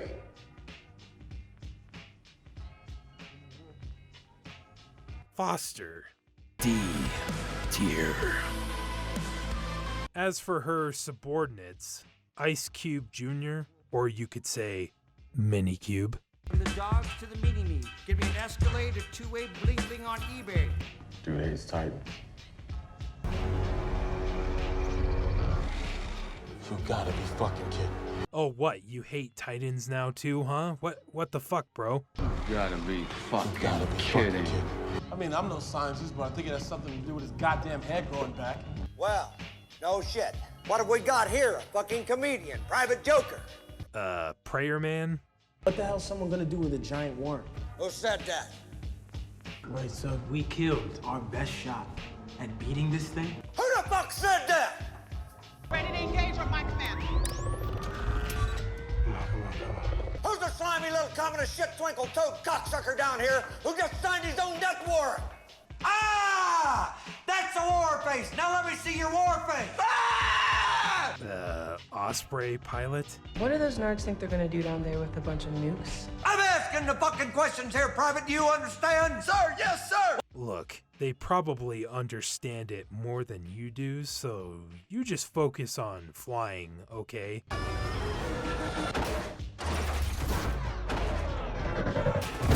How tall are you, Private? Sir, 5'9", sir! 5'9". I didn't know they stacked shit that high. Anyone else? Ah, right. This guy. Turns out he's from Kong Skull Island. Dr. Houston Brooks. Nice. I like that nod. Very subtle. Admiral Stenz? Receives the short end of the stick here compared to 2014. Only really introduced the oxygen destroyer and piecing the fuck out. Peace out, bitches.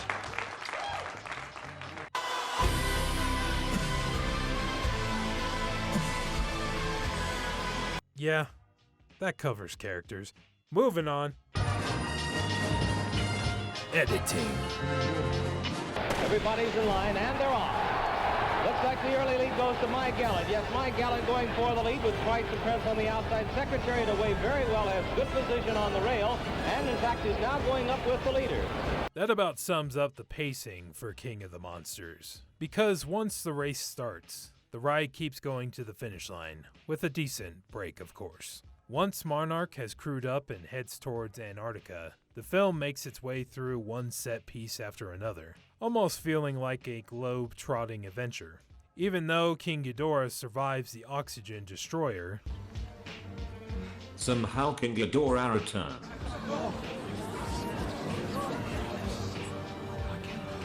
as opposed to Godzilla dying from it, the film keeps events running, with the Titan's destruction setting the countdown.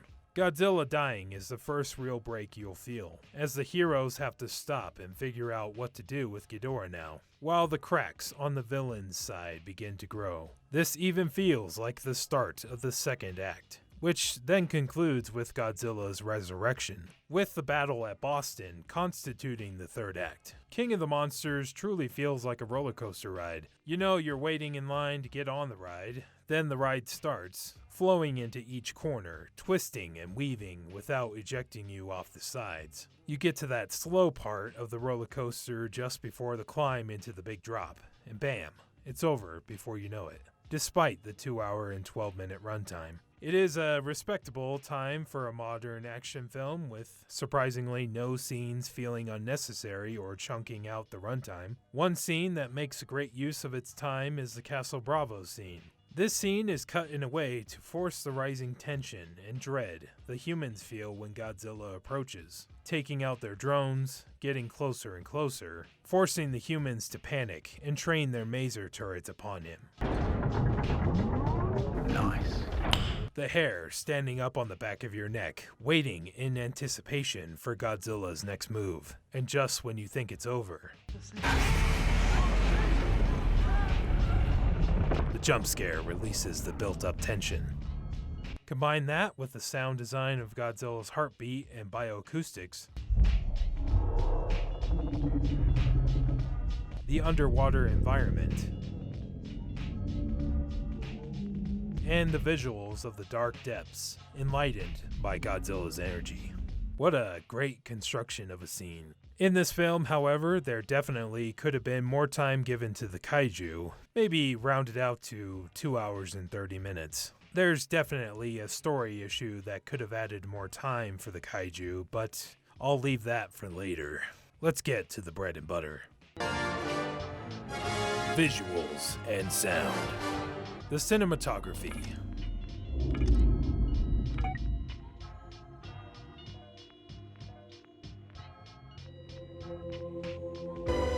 Dear God, it's beautiful. A pinnacle in kaiju films in the digital age. Since we can't have suits anymore, that would be silly.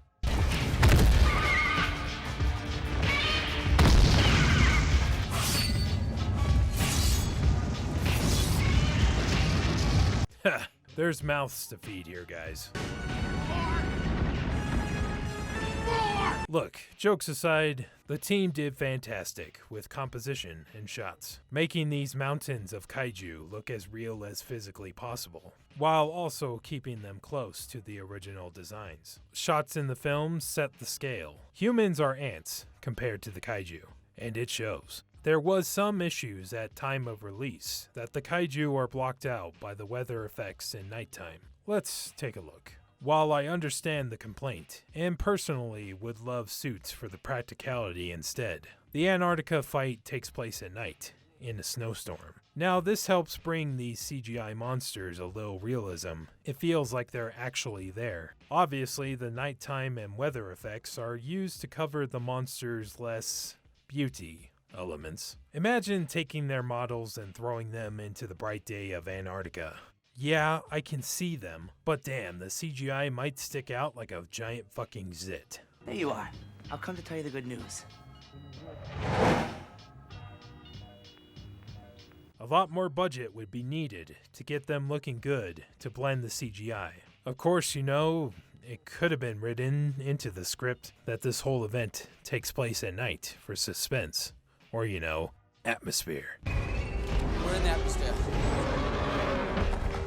Then again, I had no issues seeing Godzilla and King Ghidorah in the scene, but that's just me.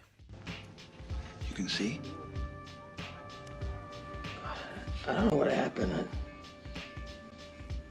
I think I'm okay.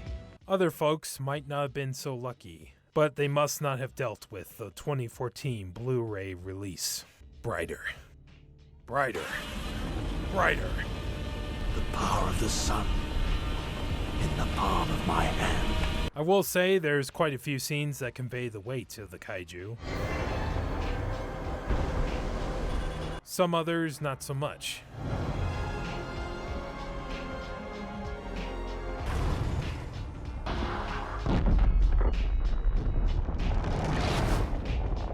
Oh my god. But great care was taken in how the monsters move and act, with the little details and nuances each of them express. Later under a nearby waterfall. While Dr. Emma...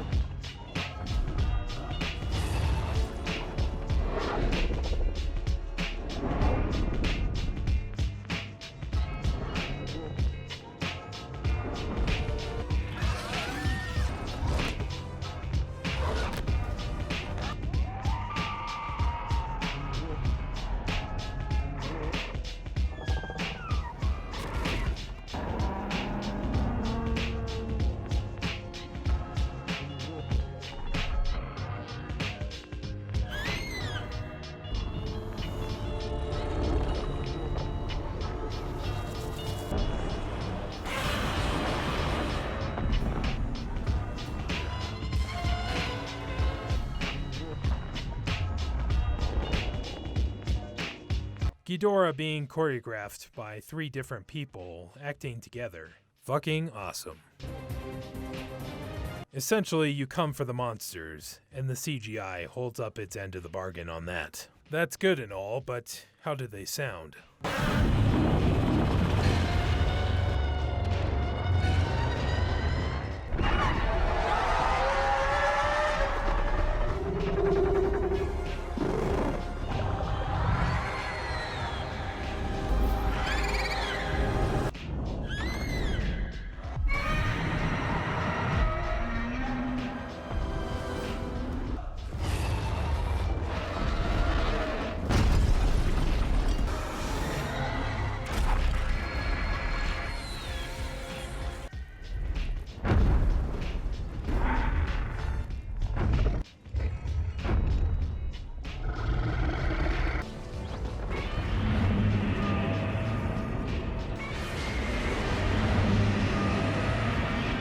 The sound design combined with the score by Bear McCreary just elevates certain elements to greater heights.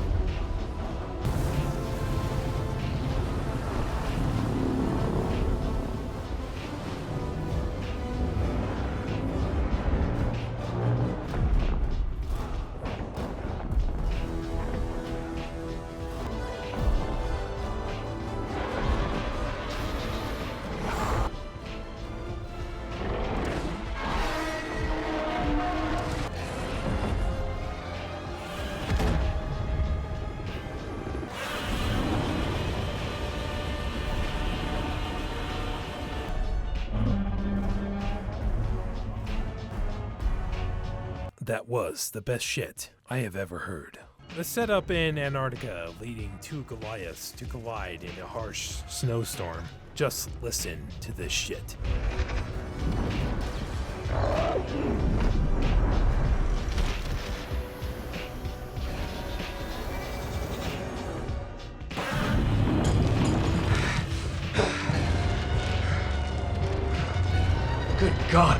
Add in the visuals, and you've got iconic scenes in the long history of Godzilla.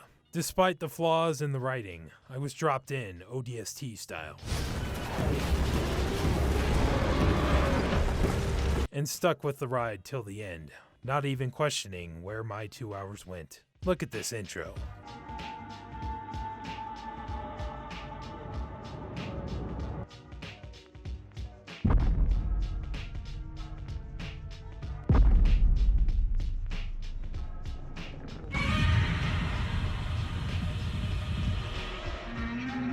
You're immediately pulled back into the world from 2014. Everything centers around the Titans. The world of Monarch is at the forefront. This is the world of legendary Godzilla. And then we go to Boston, where you get ad placement after ad placement after ad placement after ad placement after ad placement after ad placement after ad placement after ad placement. That's America, folks. How the fuck else are you supposed to get millions of dollars to digitize Ghidorah's saliva?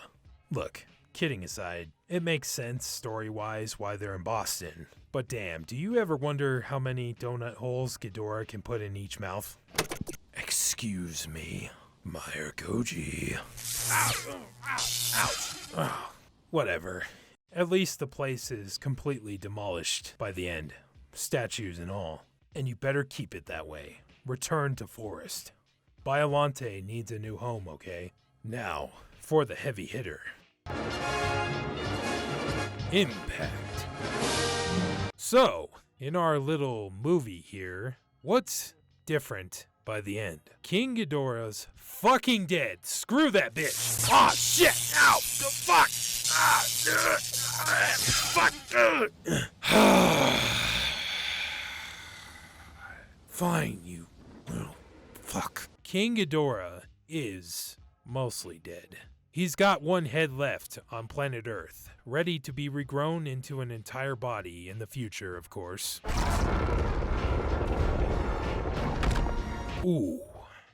Scratch that. Godzilla has proclaimed himself king of the monsters and lord over land and dominion of Earth, with no challengers, of course.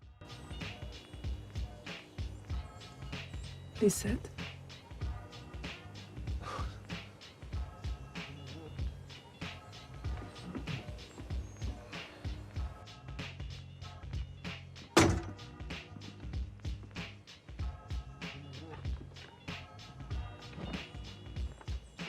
Godzilla tells every Titan to bend the knee. Even the traitor, Rodan, falls in line. Traitor! I'm sorry. 11 and Bruce Baxter lose another family member to kaiju violence. Only 2 survivors remain. Our heroes appreciate that Godzilla is on their side. For now, however.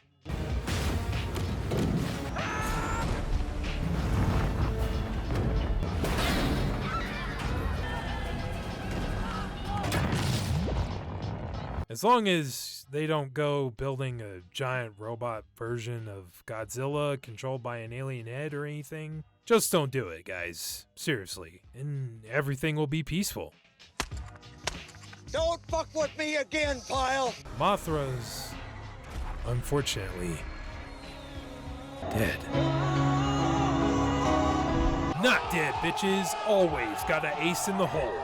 Things are heating up on Skull Island as the last of the Kongs thinks he may have a shot at the title in the future. The coward Rodan and the Titan crew go back to their homes, waiting for new contracts to show their lovely faces once again. No, no, no, no.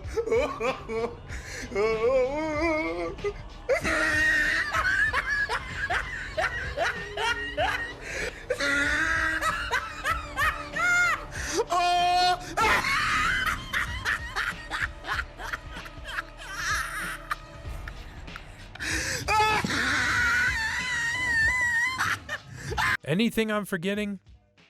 Anything? Nope. I think we're good here. All right. God.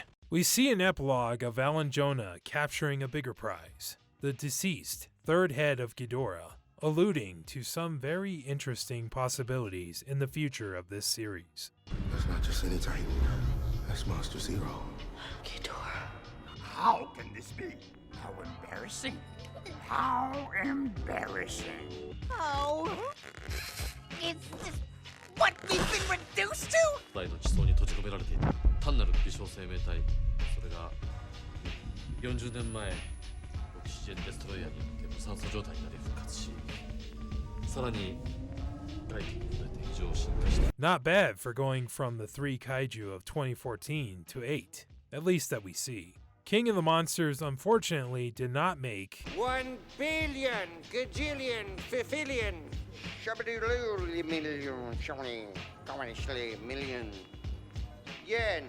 So by Hollywood standards, it's an automatic failure. But Toho don't give no shits about that. They've been doing their business for almost 70 years, man. They Take the hits and keep moving forward. so much so that production on Godzilla vs. Kong began and finished before King of the Monsters' theatrical run even began. And even now, there's multiple projects in the works.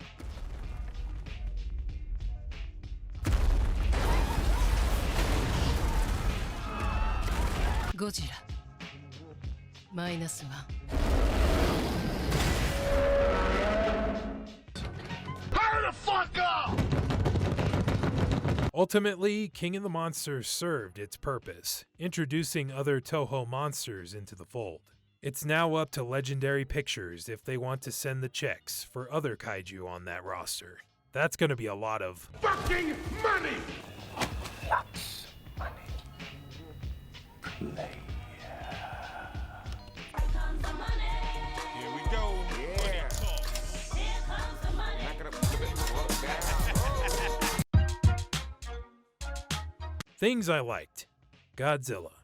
I understand and appreciate the spine change, but 2014's way better. The whole intimidation sequence, smacking Ghidorah's head into the ice, pulling Ghidorah underwater. Godzilla's powered up atomic breath. This body slam. Oh, baby.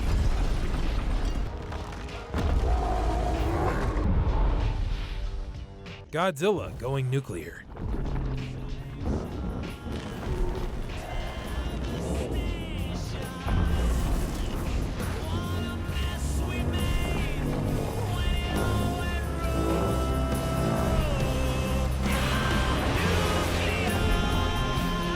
And the final shot, with his arms stretched out. What a finish. Ghidorah, his design handled spectacularly. The three-head dynamic.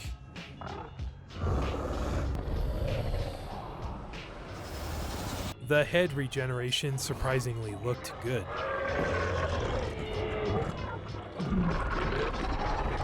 Mothra, her scene at the waterfall, both her forms, her arrival at Castle Bravo. Oh my god, you actually are crying. I'm not crying! Not! And her roar plus wings showing up in each pulse. Majestic.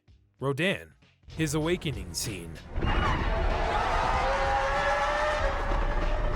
Loved how he destroyed each of the jets. And his emotive expressions.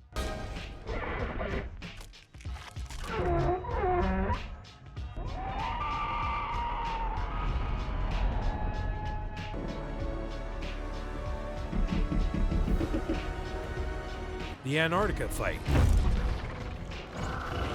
Boston fight. The soundtrack.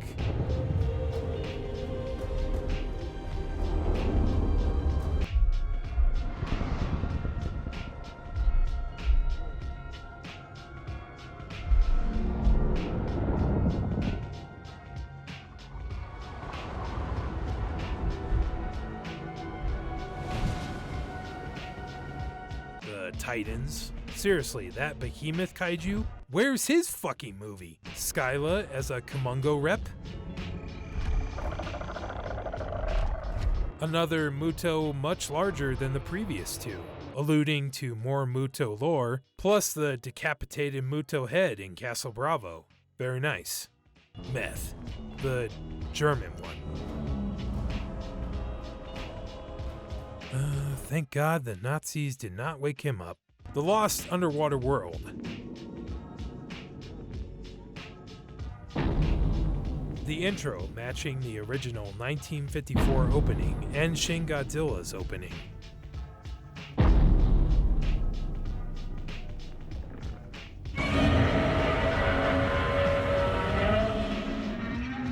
The credits. The after credits. The kaiju playing themselves. And the honor towards Yoshimitsu Banno, director of Godzilla vs. Ghidorah.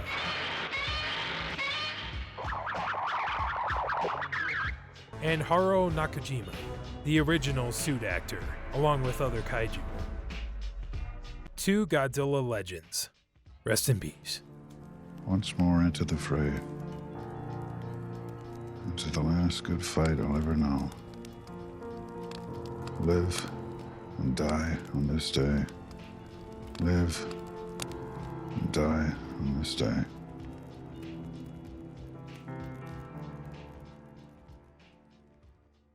And of course, the absolute culmination that is Dr. Serizawa's sacrifice, leading into Godzilla's resurgence. Is a scene that invokes many emotions, visually entrancing, and expertly sound designed. Woman, take us out. Fast. Drawing us in with the somber vocals on the Doctor's approach. As we watch Serizawa carry the nuke up the stone steps to the king of this underwater world. He knows this is it for him just as much as we do. But we also know this is the sacrifice necessary to revive Godzilla now, so he can save their world. Hearing the ticking down of the nuke behind him, Serizawa finally comes close to the creature he's known for decades from afar, resting his hand on those ancient scales. Goodbye, old friend. Watching the explosion rip apart this unknown world is harsh to witness. Quietly, the music plays. Once on the surface, the survivors watch as Godzilla rises from the depths once again. His theme playing triumphantly, releasing an empowered atomic breath. Reminded we are, however, he means business. And after a moment of understanding between Godzilla and Mark,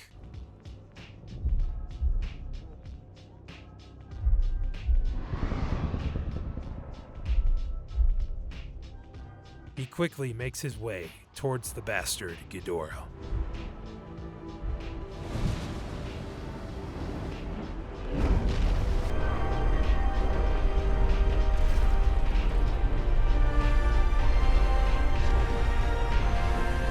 A round of applause.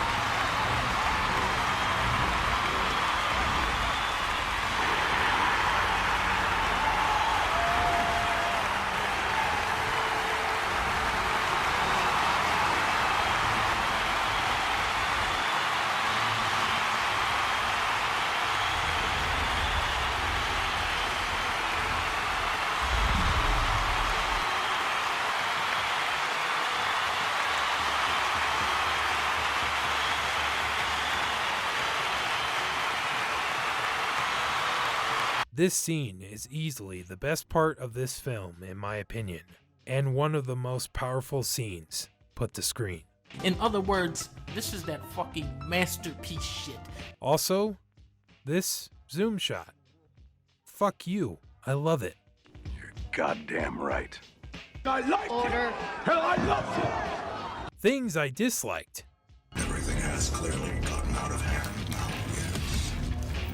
But it was worth the risk, I assure you. The fucking Orca. Emma. Madison. Sam. And his gonorrhea joke. Terrible. Take a lap. All right, which way to the hangar? I can show you. Anybody else? This is not the time, dude. People's lives are in danger, damn it. Say in about 12 minutes, it's gonna be a bad day to be a Red Sox fan. Think the whole world is getting fucked right now, but whatever. On every continent, the Titans are triggering earthquakes, wildfires, tsunamis, and disasters we don't even have names for yet. My Godzilla. For fuck's sakes, Ricky, what the fuck? The Monarch military bros. Foster. This fucking scene, man. The goal is to get Rodan away from the city and lead him towards Ghidorah. This Argo plane flips on a fucking dime, going to the left, essentially forcing Rodan to fly straight at it. All this death, this shit right here, is Foster's fault. Everyone strap in. All ships, follow our lead. When the Argo could have turned right, leading Rodan away from a straight path over the city. You could have killed your own guys, Foster. What are you, stupid?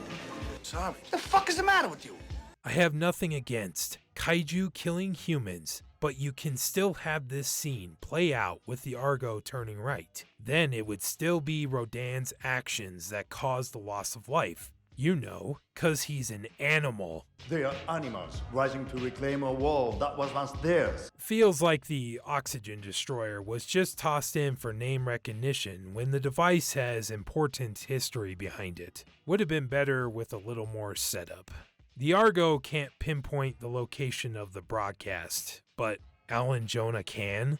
Let's broadcast the order from Fenway. It's just a few miles from here. I could use the stadium to amplify a signal that might stop these attacks.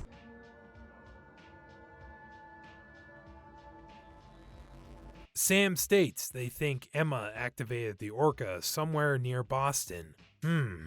What would have enough amplification to boost audio obscenely loud? Ah, I see. The heroes must believe that the Orca can play its signal from anywhere and reach around the world. Emma's not at Isla Damar. I mean, the signal's too weak to be local. She's bouncing it off our satellites. They must be holed up in one of our old bunkers. She could be anywhere. Let's broadcast the order from Fenway. It's just a few miles from here. I could use the stadium to amplify a signal that might stop these attacks. Containment system bypass. Patched in. Ready to broadcast the Orca.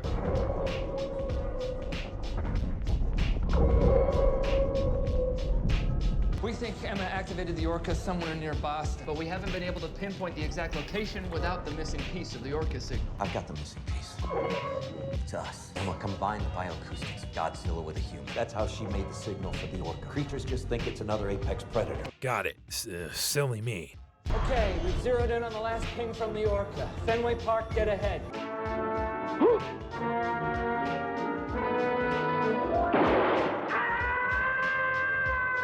Good thing nobody stands guard and takes shifts on the most powerful weapon on Earth at the moment. Oops. You done fucked up now! Godzilla falling back to Earth.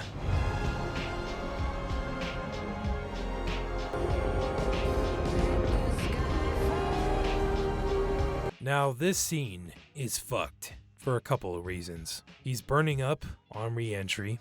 He stands at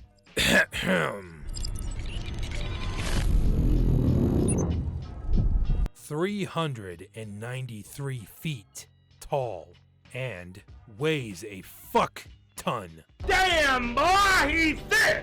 Boy, that's a thick-ass boy! And when he finally crashes, it's essentially a light breeze for our heroes. No problem, at all. Wrong! That kind of impact. There should probably be a crater the size of Boston, if not bigger. Just fucking annihilation. The area would be turned to dust. Our heroes obliterated. Exodia! Obliterate! If you can't do that, the heroes should be blown away by the impact.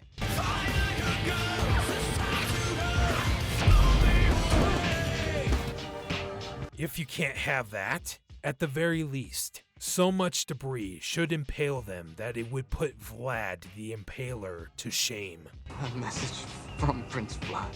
He hopes you enjoyed the view. If that cannot be done, then the scene has to go. It's too fucking goofy to have no effect from this impact. However, if you insist on having Godzilla drop, I've got a proposal for you. The scene plays out, Godzilla decimates the city on impact. Our heroes, unfortunately too close to the impact, have perished. Only 4 things remain in the crater: Godzilla, Ghidorah, Mothra, and Rodan. For the next 30 minutes, it's all-out kaiju action. The fight continues.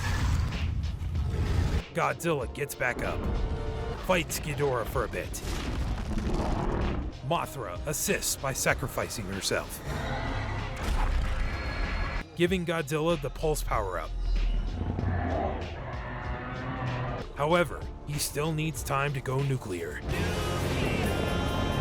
Ghidorah is wailing on him, and then the coward Rodan makes a choice. He rushes in and knocks back Ghidorah. Revenge from the beatdown earlier in the film. Finally, Godzilla has reached his atomic form and comes in for the kill. Ghidorah dies, just as he did originally. And the remaining Titans accept Godzilla as their new king.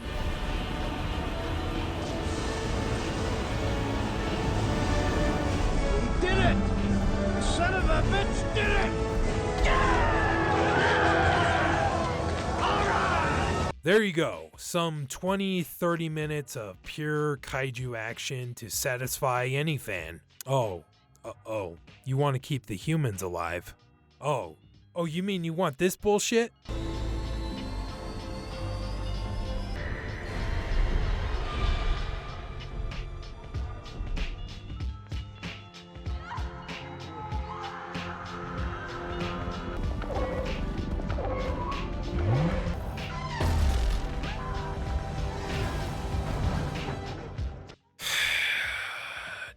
Fixing the orca in the rain.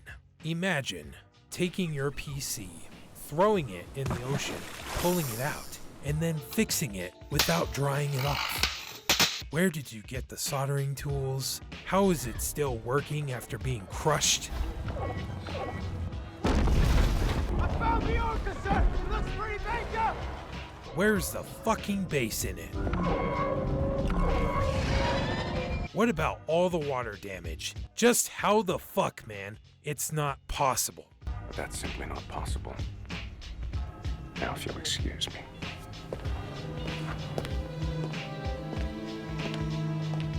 Fuck! I'll take my fanfic kaiju ending, please. Will I remember this film?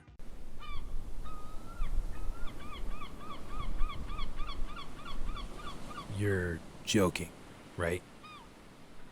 Really? Final score.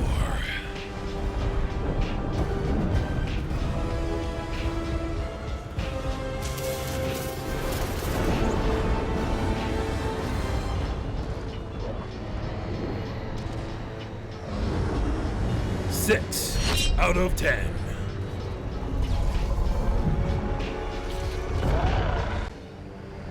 Six out of 10.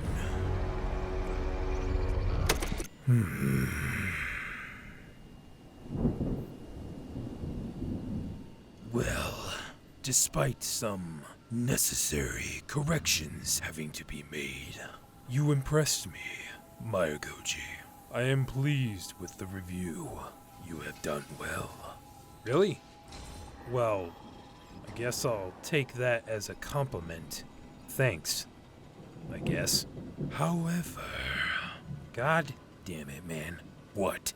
I cannot stand to have my legacy end here. To be reduced to a brain for some inferior body. It's absolutely absurd. Disgusting. I will not allow this to transpire. We must change this history. I could not have died. I actually survived, regrew myself, and annihilated Legendary and his ilk. Dude, it's just a movie, remember? You acted in it. It's not like you died, you were standing right here. Enough, Miregoji, to exact my revenge against that bastard Legendary. I shall start with those he cares for.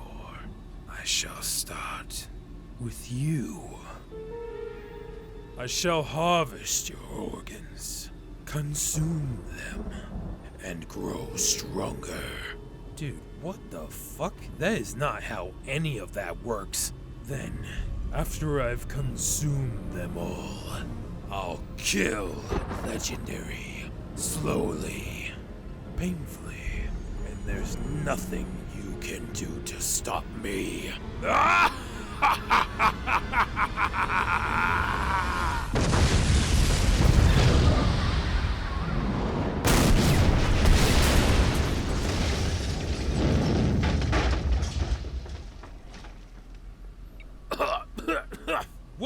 What the hell?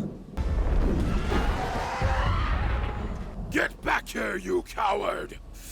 Ah!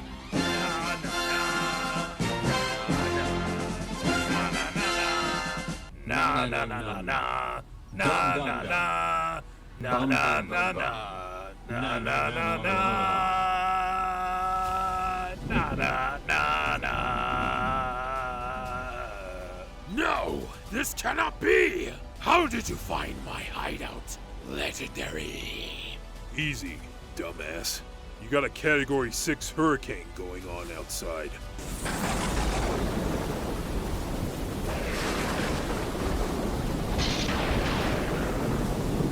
God damn it, Kevin! I told you to turn that off!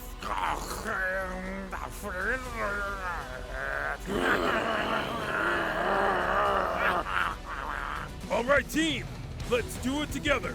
Atomic breath, maximum power.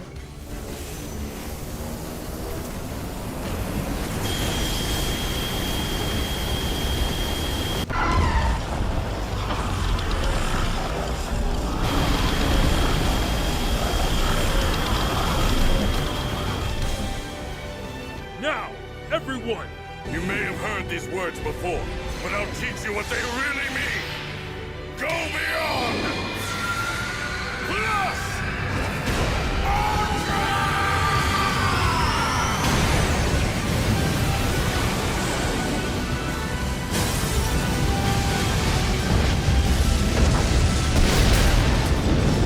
No! This cannot be! I am the Golden God! King Ghidorah!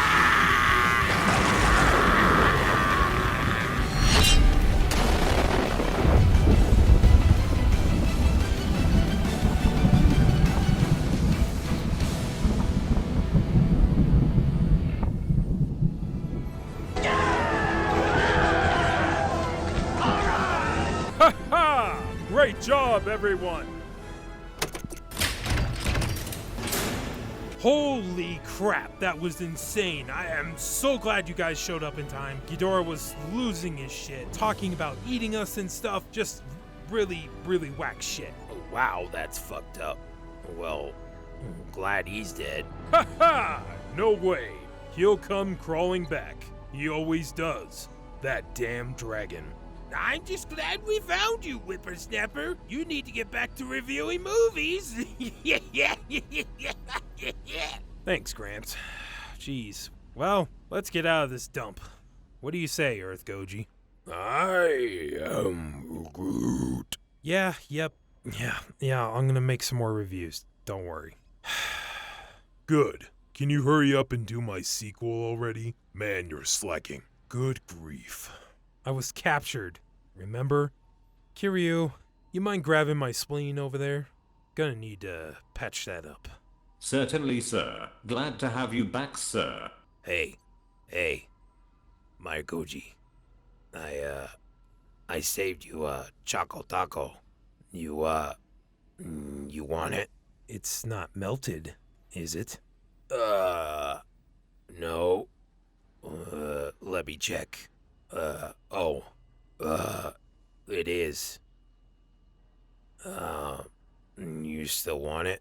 Let's just do the ocean thing, okay? God damn it.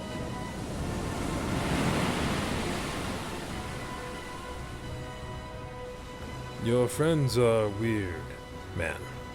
Yeah, they're weird, but they're alright.